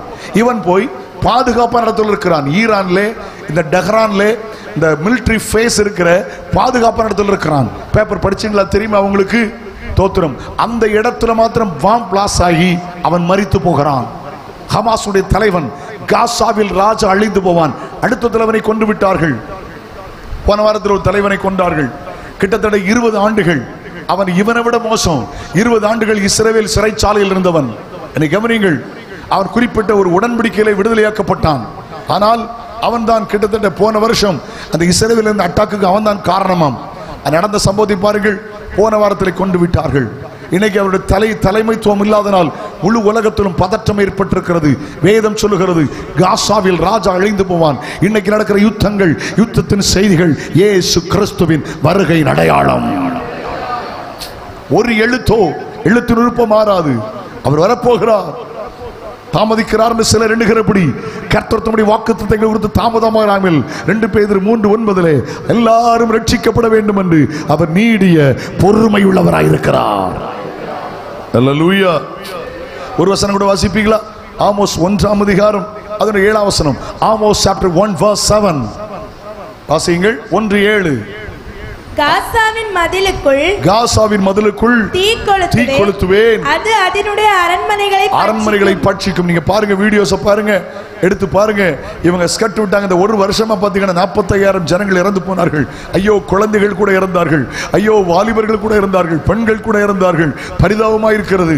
அகதி முகாம்கள் கூட போட்டுட்டாங்க, செத்து போயிட்டாங்க. அங்கங்க பார்த்து குப் குப் குப்னு தீ அடியும் போட்டிருக்குது. காசாவின் மதிலுக்குள் தீ கொளுத்துவேன். இதெல்லாம் பாலஸ்தீன் மேல் வருகிற நியாய தீர்ப்பு என்று என் வேதம் சொல்லுகிறது. கையை உயர்த்தி அல்லேலூயா சொல்லுங்கள். வேதத்தை படித்து பாருங்கள். இது பாலஸ்தீனத்தின் மேல் வருகிற நியாய தீர்ப்பு என்று வேதம் சொல்லுகிறது. நிறைய பேச ஆசை, எனக்கு முடியலையே. கடைசியா 2 சொல்லட்டுமா? இன்னைக்கு எங்க பார்த்தாலும் இஸ்ரேலுக்கு விரோதமான சண்டை. துருக்கி இஸ்ரேலுக்கு சப்போர்ட் இல்லை. பக்கத்தில் இருக்கிற லெபனான் லெபனான் சப்போர்ட் இல்லை. இந்த பக்கத்தில் இருக்கிற யோர்தான் சப்போர்ட் இல்லை. கீழே இருக்கிற தோத்திரம் நாடுகள் ஈரான் சப்போர்ட் இல்லை. யாருமே எகிப்து சப்போர்ட் இல்லை. ஒரு சிறிய நாடு தனித்து விடப்பட்டிருக்கிறது. இன்னைக்கு எல்லாருமே இஸ்ரேலுக்கு விரோதமாய் சண்டையிடுகிறார்கள். கவனிங்க, அவங்க அழிவை பார்த்து கொண்டிருக்கிறார்கள். ஆனா வேதம் என்ன சொல்கிறது தெரியுமா? வாசிக்கிறீங்களா? 2 வசனத்தை வாசிங்க. எசேக்கியேல் 38:8, 39:9, எசேக்கியேல் 38:8, 39:9. இந்த ரெண்டும் இன்றைக்கு நடக்கிற இஸ்ரவேலின் யுத்தத்தை காட்டுகிறது. வாசியுங்கள். அநேக நாட்களுக்கு பிற்பாடு நீ விசாரிக்கப்படுவாய், பட்டயத்துக்கு நீங்களாகி. நல்ல கவனிங்க. அநேக நாட்களுக்கு பிற்பாடு நீ விசாரிக்கப்படுவாய், பட்டயத்துக்கு நீங்களாகி. கவனமா கேளுங்க, ஒரு தீர்க்க தரிசனத்தை சொல்றேன். பட்டயத்துக்கு நீங்களாகி பற்பல ஜனங்களிலிருந்து இருந்தவர்களிலிருந்து சேர்த்து கொள்ளப்பட்டு. நல்ல கவனிங்க. எப்படி எப்படி எப்படி சொல்லுங்க? இயேசுநாதர் வருகையின் அடையாளம் என்ன? பற்பல ஜனங்களிலிருந்து சேர்த்து கொள்ளப்பட்டு வந்தவர்களின் தேசத்தில் கடைசி வருஷங்களிலே வருவாய். நீங்க இஸ்ரவேல் சரித்திரத்தை புரட்டி பாருங்க. நல்ல கவனிங்க, புரட்டி பாருங்க. ஒன்று, அவர்கள் பாபிலோன்ல இருந்து வந்தார்கள் மொத்தமா. என்ன ஒண்ணு, அவங்க எகிப்திலிருந்து வந்தாங்க. எப்ப பற்பல தேசத்திலிருந்து வந்தார்கள்? 1வது உலக மகா யுத்தத்தில், 2வது உலக மகா யுத்தத்தில் ஹிட்லர் ஒரு யூதன் மேலுள்ள கோபத்தில் யூதர்களை கொண்டு குவித்தான். கிட்டத்தட்ட 60 லட்சம் யூதர்கள் கொண்டு குவிக்கப்பட்டார்கள். நல்ல கவனிங்க, கர்த்தர் சொல்லுகிறார், கர்த்தர் எருசலேமை கட்டுகிறார், துரத்துண்டு இஸ்ரவேலை கூட்டி சேர்க்கிறார். இந்த செகண்ட் வேர்ல்ட் வார் முடிஞ்ச பிற்பாடு, தோத்திரம், இந்த ஃபர்ஸ்ட் வேர்ல்ட் வார் முடிந்த பிற்பாடு ஐநாவில் ஒரு டிக்ளேர் பண்ணாங்க, முழு உலகத்தில் இருக்கிற யூதர்கள் நீங்கள் வந்து உங்க நாட்டை நீங்கள் தெரிந்து கொள்ளலாம். அன்றைக்கு தான் அவர்கள் வந்தார்கள். உங்களுக்கு தெரியுமா? கீழே வாசிக்கும் போது எழுதியிருக்கிறது, அத்திமரத்தினால் ஒரு ஓமையை கற்றுக்கொள்ளுங்கள். என்னை கவனிக்க அன்போடு கேட்கிறேன். அத்திமரத்தினால் ஓமையை கற்றுக்கொள்ளுங்கள். அது துளிர் விட்டு இளங்களை தோன்றும் போது வசந்த காலம் சமீபமாயிருக்கிறது அறியுங்கள். இதை நீங்கள் பார்க்கும்போது இயேசு மனுஷகுமாரன் வாசலுகை வந்து விட்டார் அறியுங்கள். உங்களுக்கு ஒன்று சொல்லட்டுமா? ஏசாயா 5ஆம் அதிகாரத்தில் வாசிக்கிறோம். அந்த திராட்சை செடி இஸ்ரவேல் வம்சம், திராட்சை செடி இஸ்ரவேல் வம்சத்துக்கு அடையாளம். ஓகே, ஒலிவ மரம், ஆலிவ் ட்ரீ. தோத்திரம், எரேமியா 16ல வாசிக்கிறோம். 11 நல்ல கனி உண்டாயிருக்கிற நேர்த்தியும் பச்சையுமான ஒலிவ மரங்கிற பெயரை உனக்கு இட்டார். ஆண்டவர் சங்கீதத்தில் வாசிக்கிறோம். தோத்திரம், நல்ல கனி உண்டாயிருக்கிற நேர்த்தியும் பச்சையுமான பெயரை கர்த்தர் உனக்கு இட்டார். தாவீது சொல்லார், நானோ தேவனுடைய ஆலயத்தில் பச்சையான ஒலிவ மரம். 122 சங்கீதத்தில் வாசிக்கிறோம், உன் பிள்ளைகளுடன் பந்தி சுற்றிலும் ஒலிவ மர கன்றுகளை போல் இருப்பார்கள். வாசலின் நட்ட கதவு ஒலிவ மரம், வாசலின் கதவு ஒலிவ மரம். நல்ல கவனிங்க, அங்கே இருக்கிற விளக்கில் ஊற்றப்படுகிற எண்ணெய் ஒலிவ எண்ணெய். அங்கே இருக்கிற 2 கேருபீன்கள் ஒலிவ மரம். ஒலிவ மரம் என்றால் இஸ்ரவேல் ஜனங்களுடைய ஆவிக்குரிய வாழ்க்கை. அத்தி மரம் என்றால் தெரியுமா? அரசியல். 1947 ஆகஸ்ட் 15 இந்தியா சுதந்திரம். 1948 மே மாசம் 14ஆம் தேதி இஸ்ரவேல் என்கிற தனி நாடு ஸ்தாபிக்கப்பட்டது. வாசிக்கிறீங்களா? எரேமியா தீர்க்கதரிசன புஸ்தகம் 24ஆம் அதிகாரம் 5-6 வசனங்களை வாசிங்கள். எரேமியா 24:5-6 வசனங்கள். மைக்ல வாசிப்பிள்ளை. நான் இவ்விடத்திலிருந்து வாசி வேகம் வாசி. நான் இவ்விடத்திலிருந்து கல்தேயர் தேசத்துக்கு சிறைப்பட்டு போகவிட்ட யூதரை நான் இந்த நல்ல அத்திப்பழங்களுக்கு ஒப்பிட்டு. யாராவது நல்ல வாசிமா, கரெக்டா வாசி ப்ளீஸ் ப்ளீஸ். முக்கியமான வசனம், தெளிவா வாசிமா. நான் இவ்விடத்திலிருந்து கல்தேயர் தேசத்துக்கு சிறைப்பட்டு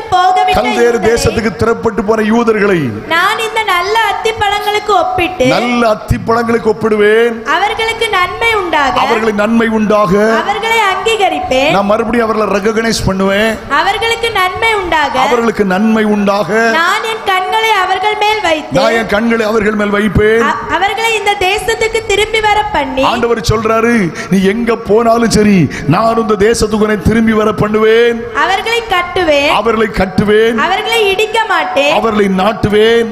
அவர்களை பிடுங்க மாட்டேன். ஆண்டவர் சொல்கிறார், அத்தி மரம், அத்தி பழம் என்றால் இஸ்ரவேலுடைய அரசியல்.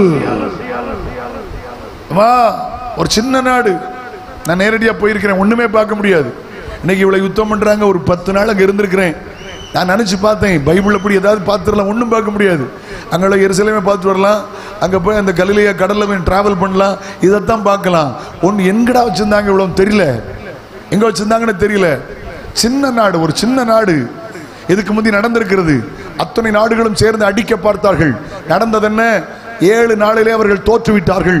இஸ்ரவேல் ஜெயித்தது. சரித்திரத்தை புரட்டி பாருங்கள் என்ன நடக்குது. இன்னை நடக்கிற யுத்தங்கள் இயேசுவின் வருகையின் அடையாளம். 38:8 வாசிங்களா? மறுபடியும் வாசிங்க. 38:8 எசேக்கியேல். அநேக நாட்களுக்கு பிற்பாடு வாசிட்டே இருமா. நீ விசாரிக்கப்படுவாய், பட்டயத்துக்கு நீங்களாகி பற்பல ஜனங்களிலிருந்து சேர்த்து கொள்ளப்பட்டு வந்தவர்களின் தேசத்தில் கடைசி வருஷங்களிலே வருவாய். நெடுநாள் பாழாய் கிடந்து, நெடுநாள் பாழாய் இருந்து பிற்பாடு ஜாதிகளிலிருந்து கொண்டு வரப்பட்டவர்கள் எல்லாரும் சுகத்தோடு குடியிருக்கும் இஸ்ரவேலின் மலைகளுக்கு விரோதமாய், இன்னும் எல்லாரும் இஸ்ரவேலின் மலைகளுக்கு விரோதமாய் யுத்தம் பண்ண ஆரம்பித்து விட்டார்கள். இது இயேசுவின் வருகை அடையாளம். 39:9 இஸ்ரவேல் பட்டணங்களின் குடிகள், இஸ்ரவேல் பட்டணத்தின் குடிகள் வெளியே போய் எங்க போனார்கள்? காசாவுக்கு போனார்கள். எங்க போனார்கள்? பாலஸ்தீன் போனார்கள். எங்க போனார்கள்? அந்த லெபனான் இஸ்புல்லாவுக்கு போனார்கள். இப்ப எங்க போயிருக்கிறார்கள்? ஈரான் போயிருக்கிறார்கள். இதுவரையிலும் ஈரானும் இஸ்ரவேலும் நேரடியாய் சண்டை போட்டதே இல்லை. ஈரான் யாரை தூண்டி விட்டது? இஸ்புல்லாவை தூண்டி விட்டது. யாரை தூண்டி விட்டது? அந்த தோத்திரம் ஏமன் நாட்டில் உள்ள ஹவுதீஸை தூண்டி விட்டாங்க. இங்க இருக்கிற ஹமாஸை தூண்டி விட்டாங்க. டைரக்டா அவங்க சண்டை போடவில்லை. அவங்க எல்லாருக்கும் சரித்திரத்தை புரட்டி பார்த்தால் இவங்க தான் ஆயுதங்களை சப்ளை பண்ணாங்க. இது முதல் முறையாய் ஃபர்ஸ்ட் டைம் இஸ்ரவேலும் ஈரானும் நேரடியாக எடுத்துக் கொண்டார்கள். இவர்கள் வெளியே போய் வில்லுகளையும் அம்புகளையும் எடுத்து எரிப்பார்கள் என்று எழுதியிருக்கிறது. வாசிமா. கேடகங்களும் பரிசைகளும் வில்லுகளும் அம்புகளும் வளைத்தடிகளும் ஈட்டிகளுமாகிய ஆயுதங்களை எடுத்து எரிப்பார்கள். 7 வருஷம் அவைகளை எடுத்து எரிப்பார்கள். 7 வருஷம் அவர்கள் எடுத்து எரிப்பார்கள். இன்னைக்கு நடக்கிற யுத்தத்தின் செய்திகள் இயேசுவின் வருகை அடையாளம். பேசிட்டே போலாமா? பைபிளில் இல்லாத ஒன்றுமே இல்லை. இயேசுட்ட போய் கேட்டாங்க, எப்போ இதெல்லாம் நடக்கும்? வருகைக்கும் உலகத்தின் முடிவு அடையாளம் என்ன? ஜனங்கள் வஞ்சிக்கப்படுவார்கள். யுத்தத்தின் செய்திகளை கேள்விப்படுவீர்கள். அதிகமாய் பரிசுத்தம் உள்ளவன் இன்னும் பரிசுத்தமாகட்டும், நீதி செய்கிறவன் இன்னும் நீதி செய்யட்டும், அவனவனுடைய கிரியைகளின்படி அவனவனுக்கு நான் அளிக்கும் பலன் என்னோடு வருகிறது என்று கர்த்தர் சொல்லுகிறார். கையை உயர்த்தி அல்லேலூயா சொல்லுங்கள். பரிசுத்தத்தை அதிகப்படுத்துங்கள், ஜெபத்தை அதிகப்படுத்துங்கள், வேத வாசிப்பை அதிகப்படுத்துங்கள், கர்த்தரை அதிகமாய் சார்ந்து கொள்ளுங்கள். இதெல்லாம் பார்க்கும்போது இயேசு சீக்கிரம் வருகிறார் அறிந்து கொள்ளுங்கள். கையை உயர்த்தி அல்லேலூயா சொல்லிடலாமா? நிறைய பேச ஆசை, நிறைய காரியங்களை சொல்ல முடியும். ஏராளமான காரியங்கள் மனதில் உண்டு, பாரம் உண்டு, ஆதங்கம் உண்டு. ஆனால் ஒரு ஆவிக்குரிய செய்தியோடு முடிக்கலாம் என்று எண்ணுகிறேன். என்னை கவனிங்கம்மா. அடுத்தல பாருங்க, பஞ்சங்கள். அடுத்த வாசிங்க. நிறைய மக்கள், பழங்குடி மக்கள், இவங்க 2 நேரம் தான் சாப்பிட்றாங்க. ஒன்று காலையில் 12 மணிக்கு சாப்பிட்றாங்க, இரவு உணவு 5 மணிக்கு எடுக்கிறாங்க. பஞ்சம். ஒரு பக்கத்தில் தண்ணினால பஞ்சம், ஒரு பக்கத்தில் தண்ணி இல்லாமல் பஞ்சம். ஹலோ, எல்லாம் அங்கே தான் இருக்கீங்களாமா? பஞ்சங்கள், பஞ்சம். இதை காட்டுகிறது இயேசுவின் வருகையின் அடையாளம். எத்தனை எனக்கு சொல்ல நேரம் லைட்டை தூண்டி விட்டு போகிறேன்.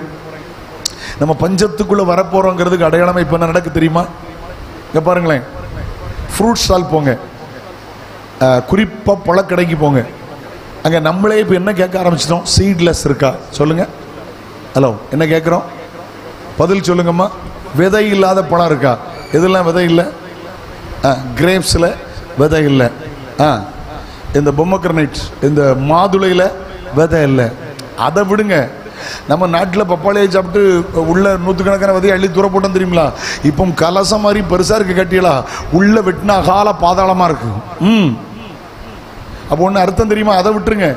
நாட்டில் விவசாயம் பண்ணவங்க இருக்கீங்களாமா? யாராவது விவசாயம் கிருஷி பண்ணுறவங்க இருக்கீங்களா? உங்களுக்கு சொல்லி தரட்டுமா? உங்களுக்கு இப்போலாம் ஹைப்ரைட்ஸ், இப்போல்லாம் என்ன சொல்லுங்க? ஹைப்ரைட்ஸ். கத்திரிக்காய் ஹைப்ரிட்ஸ், தக்காளி ஹைப்ரிட். உங்களுக்கு ஒரு சிந்தனை பகுதியை தூண்டி விடட்டுமா? உங்களுக்கு முன்னால் நாட்டு கத்திரிக்காய், நாட்டு தக்காளி, நாட்டு மிளகு நீங்கள் விவசாயம் பண்ணீங்கன்னா நீங்கள் விதையை எடுத்து வச்சு நீங்கள் விதைக்கலாம். எத்தனை பேருக்கு தெரியும்? நான் சொல்ல புரியுதா உங்களுக்கு? இன்னைக்கு நான் சேலஞ்ச் பண்ணி சொல்கிறேன். நீங்கள் வாங்குற, நீங்கள் விளைய வைக்கிற ஹைப்ரிட்ல இருந்து நீங்கள் விதை எடுக்க முடியும்னா கை தூங்க பார்ப்போம். நீங்கள் இப்போ ஹைப்ரிட் வாங்குறீங்களே, நான் கேட்குறேன், எவனோ ஒருத்தர் விதை தயார் பண்ணி தரான், விதையை விலைக்கு வாங்கிடலாம். ஆனால் நான் விதைச்சி இவ்வளோ பெருசாக வந்திருக்கு, விதை எடுக்க முடியாது. அப்படின்னு அர்த்தம் என்ன தெரியுமா? இந்த ஏரியாவில் கத்திரிக்காவை ஜோலி முடிக்கணும்னு நினைச்சோம்னா விதையை நிப்பாட்டிட்டான்னு வச்சுருங்களேன், கத்திரிக்காய் விளையாது. ஹலோ, ஒரு காலத்தில் கொழும்பு சம்பாத்தியம்னா நல்ல சம்பாத்தியம்.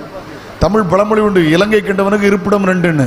ஹலோ, ஸ்லான் சம்பாத்தியம் பாங்க. கொடுமையான பஞ்சம் தெரியுங்களா உங்களுக்கு? நேரடியாக போய் கண்ணால பார்த்தேன். என்னை கவனிக்க அன்போடு கேட்கிறேன்.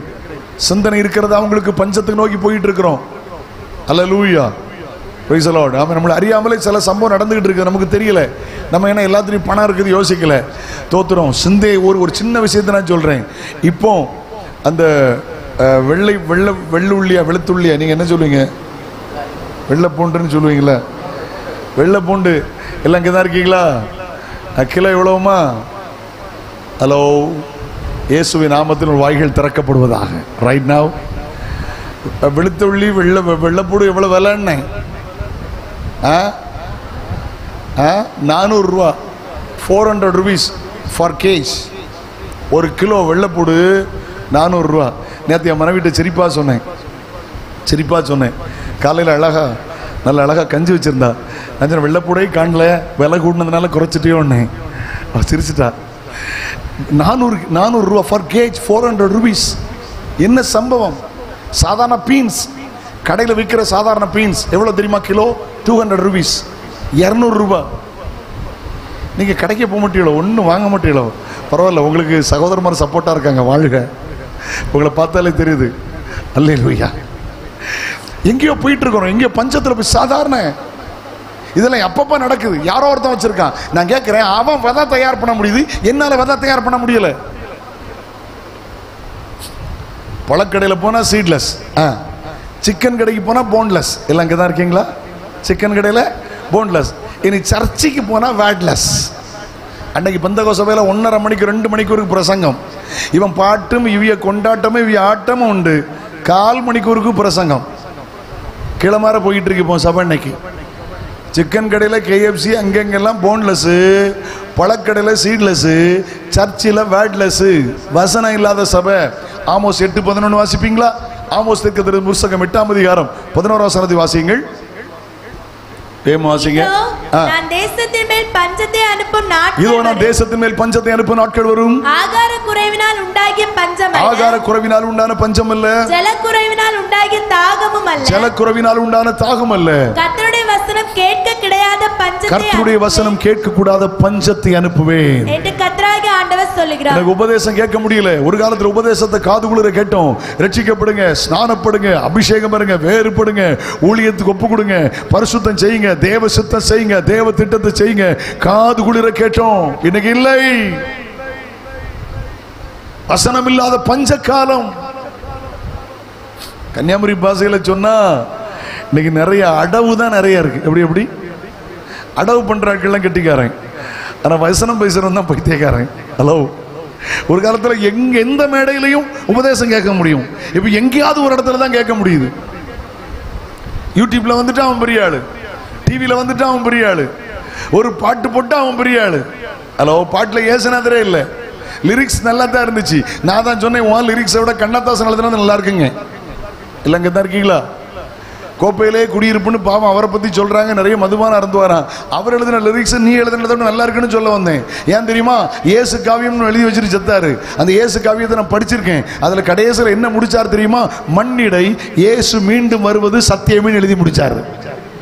ஆச்சரியமா இருக்கு. கடைசி காலத்தில் உட்கார்ந்து இருக்கிறோம். இன்னைக்கு பஞ்சங்கள் இயேசுவின் வருகை அடையாளம். கொள்ளை நோய்கள் கவனிங்க. ஆமா, சிக்கன் குனியா வந்துச்சு, அடுத்தல எலிக்காய்ச்சல் வந்துச்சு, டங் ஃபீவர்ஸ், கொடூரமான வியாதிகள், பிளேட்லெட் 1 லட்சம் 2 லட்சம் இருந்து 2 நாள்ல கீழே வந்துடும். அடுத்தால பாருங்க, அதல வியாதி வந்துச்சு, கொரோனா. ஆயுசு காலத்தில் மறக்க முடியாதுல்ல. விமானம் ஓடல, பஸ் ஓடல, ட்ரெயின் ஓடல, பள்ளிக்கூடம் இல்லை. ஹலோ, வெளிநாட்டுக்கு போயிடலாம், எங்களுக்கு கன்னியாகுமரிக்கு வர முடியாது. கேட்டீங்களா? ஊருக்கு போறது இ பாஸ், எல்லாரும் ஆல் பாஸ். ஹலோ, இப்போ வேலை இல்லை, ஸ்டே ஹோம். எனக்கு தெரிஞ்ச 1-2 பயிலும் இருந்துச்சு, சத்தியமா பாஸ் ஆகிட மாட்டான். அவங்க அப்பா அம்மா நல்லா ஜெபிக்கிறவங்க. 10th கொரோனா பாஸ் ஆயிட்டான், +2ல கொரோனா பாஸ் ஆயிட்டான். இப்போ நல்ல காலேஜில் படித்து முடிக்க போகிறான். இப்போ சொல்லுங்க மக்கா, கொரோனா வராதுல, செமஸ்டரில் ஏதாவது அரியர் வச்சுறாத எழுதிட்டு இருக்கேன், கொரோனா வருமானு நினச்சிக்கிட்டு இருக்கானுங்க. ரொம்ப சங்கடம்ல, கொடூரமான வியாதிமா. 3 தடவை வந்துச்சு எனக்கு. இப்போ சொன்ன குழப்பம் இல்லை, கேட்டீங்களா? அப்போ சொன்ன தூக்கி ஒன்று அங்கே போட்டுருவாங்க. 3 தடவை வந்துச்சு. அப்போ ட்ரைக் ஆஃப், மூச்சு விட முடியல. என்னால ஆஸ்பத்திரிக்கெலாம் போகல, பயப்படலை. இருந்தால் அங்கே போனால் அங்கே 2ல் 1 நடக்கும். நான் ஆஸ்பத்திரிக்கே போகலை. ஏன் போகல தெரியுமா? போனவியெல்லாம் அப்படி போயிட்டாவல்ல. அதனால வீட்டில் உட்காந்து மரியாதையாக உட்காந்து ஜெபம் பண்ணிட்டு இருந்தால் அங்கே போனால் அங்கங்க சந்தோஷமா இல்லையே சொல்லுங்களேன். ஏமா செத்து போன எல்லாரும் பாவிகள் அல்ல, இருக்கிற நம்ம எல்லாரும் யோக்கியர்கள் அல்ல. கிருபையா நாளை தந்திருக்கார், நன்றியா ஓட பாருங்க. ஏமா கொள்ளை நோய், கடுமையான கொள்ளை நோய், டக்குன்னு பரவுறதை பார்த்தேன். ரொம்ப கொடுமையா இருந்துச்சு. நான் நினைச்சேன் கொரோனா வந்தபோது ஒருத்தருக்கு வேலை இல்லை, வியாபாரம் இல்லை, கிருஷி இல்லை, எல்லாம் பஞ்சத்தில் செத்து போயிருக்குன்னு நினைச்சேன். ஆனால் என் கணக்கு தப்பா போச்சு. கொரோனா முடிஞ்சு பார்த்தா அரசாங்கம் நிறைய அரிசியெல்லாம் கொடுத்துச்சுலா, நிறைய கிடச்சி வீட்டில் உட்காந்து சாப்பிட்டு எல்லாம் பாசான் தேசத்தை கொளுத்த விருதுகள் மாதிரி ஆயிட்டு. என்னையும் சேர்த்தான் சொல்லுதேன், 2-3 மாதம் ஒரு பேண்ட்டும் சேரில் கட்டியலாம். ஏன்னா வீட்டிலே உட்காந்து. ஹலோ, எவ்வளோ கஷ்டம் தெரியுமா? அல்லேலூயா. ரொம்ப வேடிக்கையாக இருந்துச்சு, அதே நேரம் வேதனையாக இருந்துச்சு. நிறைய தலைமுறைகளை இழந்தோம், நிறைய பரிசுத்தவான்களை இழந்தோம், நிறைய உறவுகளை இழந்தோம். இந்த கொள்ளை நோய்கள் எல்லாம் இயேசுவின் வருகையின் அடையாளம். நான் முடிக்கிறேன், ஆனால் ஒரு செய்தியோடு முடிக்க விரும்புகிறேன். இயேசுவின் வருகையின் அடையாளம். தெசலோனிக்கே சபைக்கு பவுல் எழுதும்போது எழுதுகிறார், கர்த்தர் ஆரவாரத்தோடும் பிரதானத்தோடு சத்தத்தோடும் தேவ எக்காளத்தோடும் வானத்திலிருந்து இறங்கி வருவார்.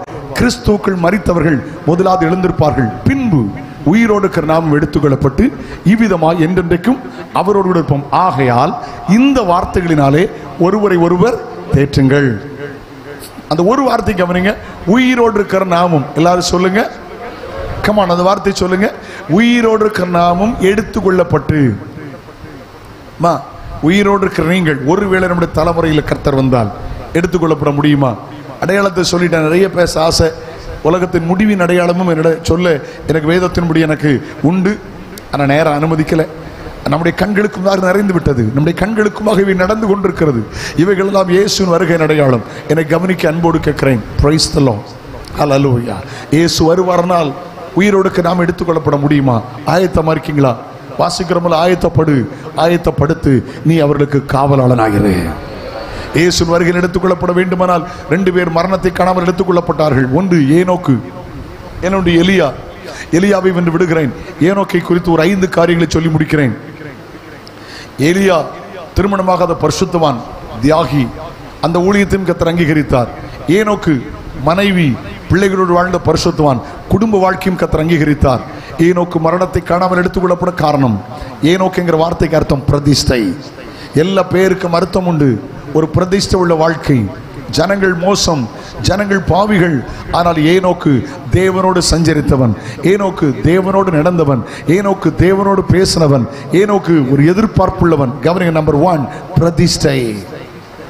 எது பிரதிஷ்டை? ரோமர் 8ஆம் அதிகாரத்தில் பவுல் சொல்கிறார், இவை ஒன்றும் கிறிஸ்துவின் அன்பை விட்டு பிரிக்க மாட்டாது நிச்சயித்திருக்கிறேன். எது பிரதிஷ்டை? என்ன வந்தாலும் சரி, இவை ஒன்றும் கிறிஸ்துவின் அன்பை விட்டு என்னை பிரிக்க முடியாது. The dedication life. Number 2, ஆதியாகமம் 5ஆம் அதிகாரம், எபிரேயர் 11ஆம் அதிகாரம், யூதா நிருபம். ஆதியாகமம் 5, எபிரேயர் 11, யூதா நிருபம். இந்த 3ல இருந்து 5 குறிப்புகள் இருக்கிறது. என்னை கவனிக்க அன்போடு கேட்கிறேன். கர்த்தருக்கு தோத்திரம், அல்லேலூயா. என்னை கவனிக்க அன்போடு கேட்கிறேன். Listen to me. ஏனோக்கு 2வது எழுதியிருக்கிறது 5ஆம் அதிகாரத்தில். ஏனோக்கு தேவனோடு சஞ்சரித்துக் கொண்டிருக்கையில் காணப்படாமற் போனான். Enoch walked with God. தேவனோடு கூட நடந்தான். இன்னைக்கு நம்ம யாரோடு சஞ்சரிக்கிறோம்? அல்லேலூயா, தோத்திரம். இயேசுவோடு சேர்ந்திருப்பது, இயேசுவோடு சஞ்சரிப்பது, அல்லேலூயா, நமக்கு பாக்கியமான ஒரு வாழ்க்கை. கரங்களை உயர்த்தி ஆண்டவருக்கு மகிமை அல்லேலூயா சொல்லுங்கள். இயேசுவோடு இணைந்து வாழுங்கள். ஏனோக்கு தேவனோடு சஞ்சரித்தான், தேவனோடு வாழ்ந்தான். தோத்திரம். தேவனோடு இருந்தால் உங்க சுவாபங்கள் தேவனை போல மாறிவிடும். ஹல்லேலூயா, glory be to God, amen. Number 3, ஏனோ அவரோடு நடந்தா உங்க வாழ்க்கை மாறிடும். பாருங்க, லூக்கா 19ஆம் அதிகாரத்தில் சகையு இயேசுவோடு நடந்தான். சகை வாழ்க்கை மாறிவிட்டது. தோத்திரம். பாவத்தை அறிக்கை பண்ணினார், சுவாபத்தை மாற்றினார். யாற்றியா வாங்கியிருந்தா, அநியாயம் வாங்கியிருந்தா திருப்பி கொடுக்கங்கிறார், நாளத்தனையா திருப்பி கொடுக்கங்கிறார். லேவியராகமத்தில் படித்தேன். தோத்திரம். ஆடு களவாண்டு மாடு களவாண்டு தின்னுட்டா 4 பங்கு திருப்பி கொடுக்கணும். அல்லேலூயா. அப்போ சகைவு யார் தெரியுமா? ஆட்டு களவாணி. எல்லாம் இங்கே தான் இருக்கீங்களா? நான் சொல்லலை, பைபிள் சொல்லுது. 4 பங்கு திருப்பி தரம்னா என்ன? அப்போ ஆட்டு களவாணி தானே. அப்போ இயேசுவோடு நடந்தால் சுவாபம் மாறுது. லிசன், இயேசுவோடு நடந்து பாருங்க, உடைய வாழ்க்கை மாறும். அவர் பரிசுத்தர், அவர் தாழ்மை உள்ளவர், அவர் அன்புள்ளவர், அவர் சகிப்பு தன்மை உள்ளவர், அவர் தேவ சித்தம் செய்கிறவர், அவர் ஜெபிக்கிறவர். ஹல்லேலூயா. தேவ ராஜ்யத்துக்காய் வாழ்ந்தவர். இயேசுவோடு நடக்க நடக்க நடக்க உடைய சுவாபங்கள் மாறும். கவனிங்க, ஆண்டவர் சொன்னார், சகைப்பா இன்னைக்கு நம்ம வீட்டில் தங்க போறோம்ப்பா. ஆண்டவர் பெர்மனண்டா தங்குவேன் ஆண்டவர் சொல்றார். அவரோடு நடங்க. மூன்றாவது எபிரேயர் 11ஆம் அதிகாரம். விசுவாசத்தினாலே ஏனோக்கு ஆண்டவர் இன்ட்ரோடியூஸ் பண்றார். ஏனோக்கு எடுத்துக்கொள்ளப்பட காரணம் என்ன தெரியுமா? விசுவாசத்தினாலே ஏனோக்கு. உங்க வாழ்க்கையில் விசுவாசம் இருக்கா? எபேசியர் 2:8 ரட்சிப்பு விசுவாசத்தினால், மார்க் 16:16 ஞானஸ்நான விசுவாசத்தினால், கலாத்தியர் 3:14 அபிஷேகம் விசுவாசத்தினால், யாக்கோபு 5:15 தெய்வீக சுகம் விசுவாசத்தினால். ஆமென். எபிரேயர் 11:5-6 தேவனுக்கு பிரியமாயிருப்பது விசுவாசத்தினால். எபிரேயர் 12:1 விசுவாசத்தில் ஆரம்பிச்சு விசுவாசம் முடிக்கணும். யோவான் 11:40 மகிமை விசுவாசத்தினால். ரோமர் 14:23 விசுவாசத்தில் வராத யாவும் பாவம். விசுவாசிக்கிறீங்களா? தோத்திரம். விசுவாசம் என்பது நம்பப்படுகிற உறுதி, காணப்படாத நிச்சயம். ஆண்டவர் எடுத்துக்கொள்ளப்படுறதுக்கு முந்தைய அந்த ஏனோக்கு பிரித்து சொன்னார், விசுவாசத்தினாலே ஏனோக்கு. ஆமென். அடுத்த வார்த்தை சொல்லுகிறது, ஏனோக்கு எடுத்துக்கொள்ளப்படுறதுக்கு முந்தி தேவனுக்கு பிரியமானவன் என்று சாட்சி பெற்றான். எல்லாரும் அந்த வார்த்தை பதிவு செய்யுங்கள். என்ன பெற்றான்? ஏமா சாட்சியா வாழணும், காட்சியா வாழப்படாது. ரத்தம் வரணும். அழணுமா? இவனுக்கு பொண்ணு சுண்டுனா ரத்தம் வரணுமா? இவனுக்கு பொண்ணு சுண்டுனா ரத்தம் வரணுமா?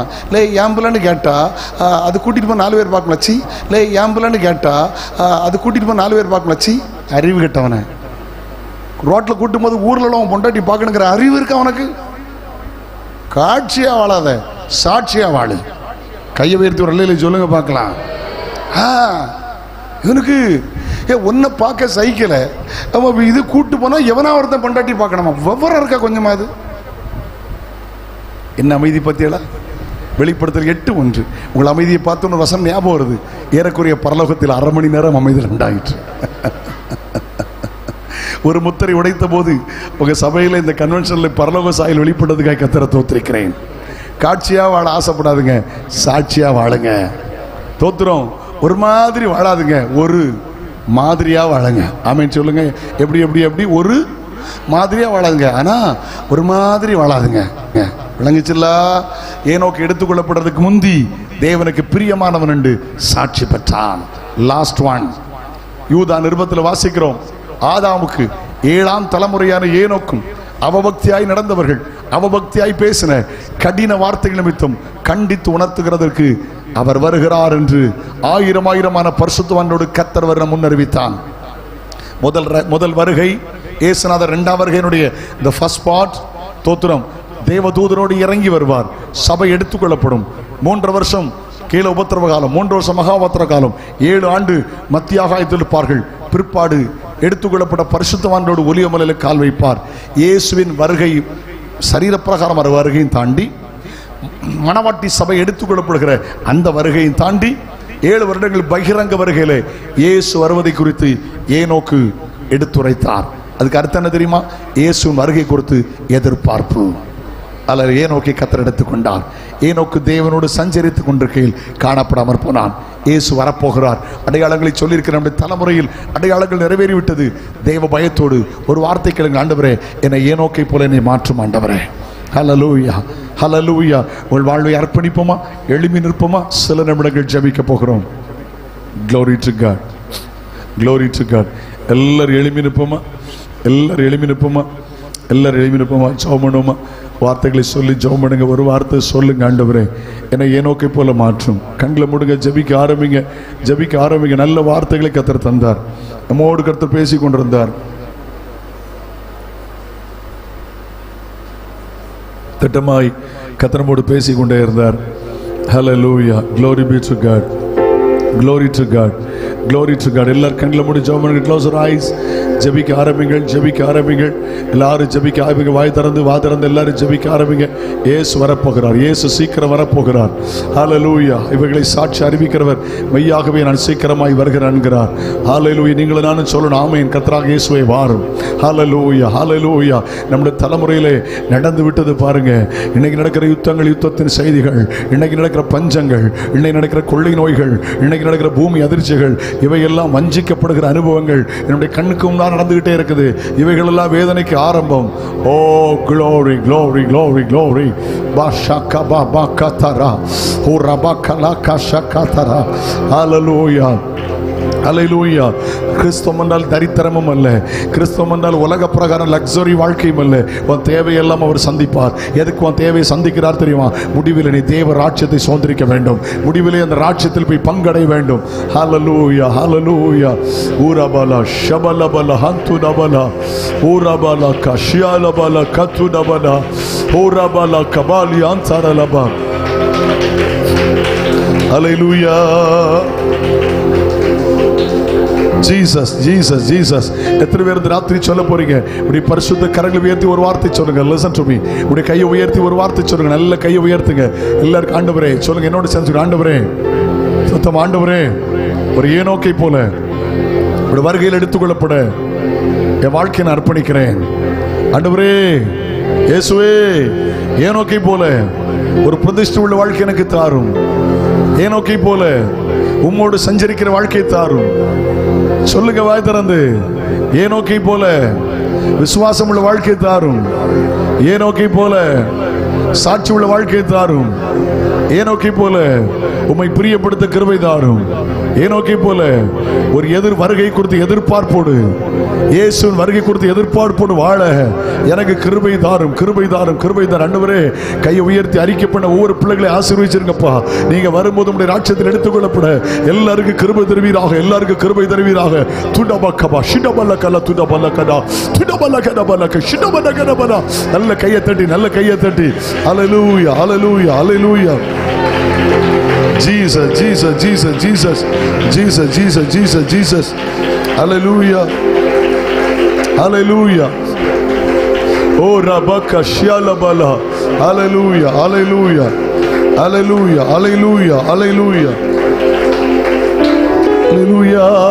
மல்பிரியனே, என்னை சுநாயகனே, எப்பொழுது வரும்? மல்பிரியனே, என் இயேசு. நல்ல கையடிச்சு பாடுங்க. எப்பொழுது வரும்? என் கண்ணீர் துடைச்சிடுவார், ஆஸ்வசிப்பார். என் கண்ணீர் துடைச்சிடுவார், அங்கே ஆஸ்வசிப்பார். என் இயேசுவே, வானவிலே வந்திடவே. இயேசுவே,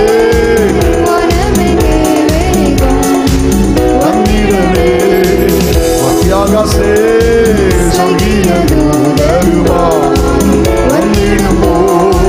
மத்தியாகாசே சொல்கியது வருவா வந்திடுமோ.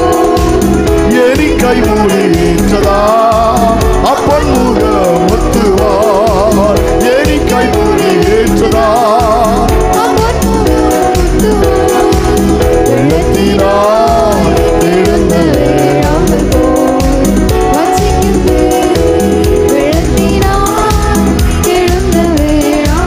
கைத்தட்டி பாடுறீங்க, பாடுங்க.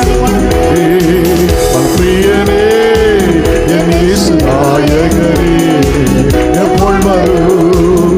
பிரியனே, என் இயேசு நாயகனே, எப்பொழுது வரும்? பிரியனே, என் இயேசு நாயகனே, எப்பொழுது வரும்? வண்ணவஸ்திரம் தாரிச்சுயர்ந்த விசுத்த சங்கமது. வண்ணவஸ்திரம் தாரிச்சுயர்ந்த விசுத்த சங்கமது. செனில் சாமி தேவந்து அல்லேலூயா பாடுவார். செனில் சாமி தேவந்து அல்லேலூயா பாடுவார். புத்தியுள்ள நிர்மல கன்னிகை போல் ஒழுங்குமே. புத்தியுள்ள நிர்மல கன்னிகை போல் ஒழுங்குமே.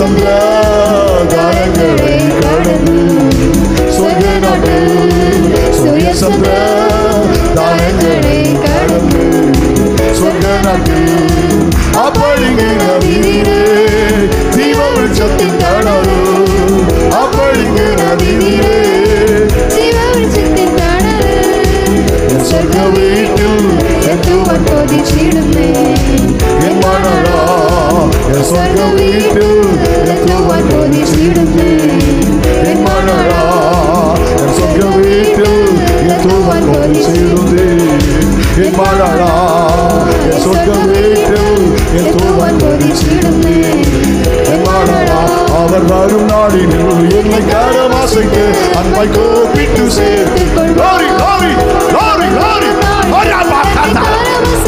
அன்பை கோப்பிட்டு சேர்த்து கொள்வார் அவர் சமூகமதில் அங்கே அவர் உடனே ஆடி பாடி தீவன பொங்கல் அந்தல் பொங்கல் நிகழா தூவன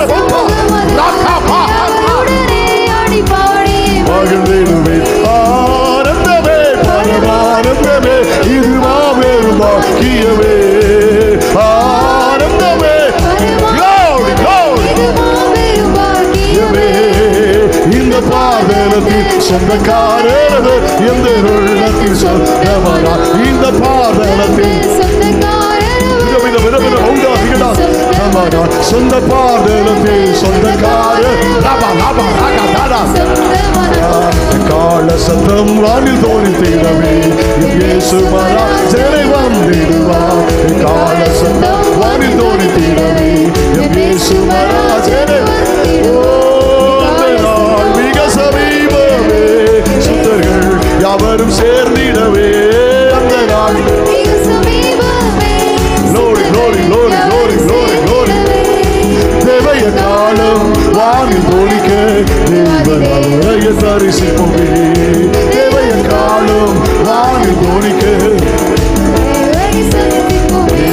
கால சத்தம் வானில் தோணித்திடவே இயேசு மராஜனை வந்திடுவார் கால சத்தம் வானில் தோணித்திடவே இயேசு மராஜனை வானவோ பூமியும் மாறிடினோ வல்லவர் வாக்குதம் மாறினோ வானவோ பூமியும் மாறிடினோ ஓ ரபலா ரகசே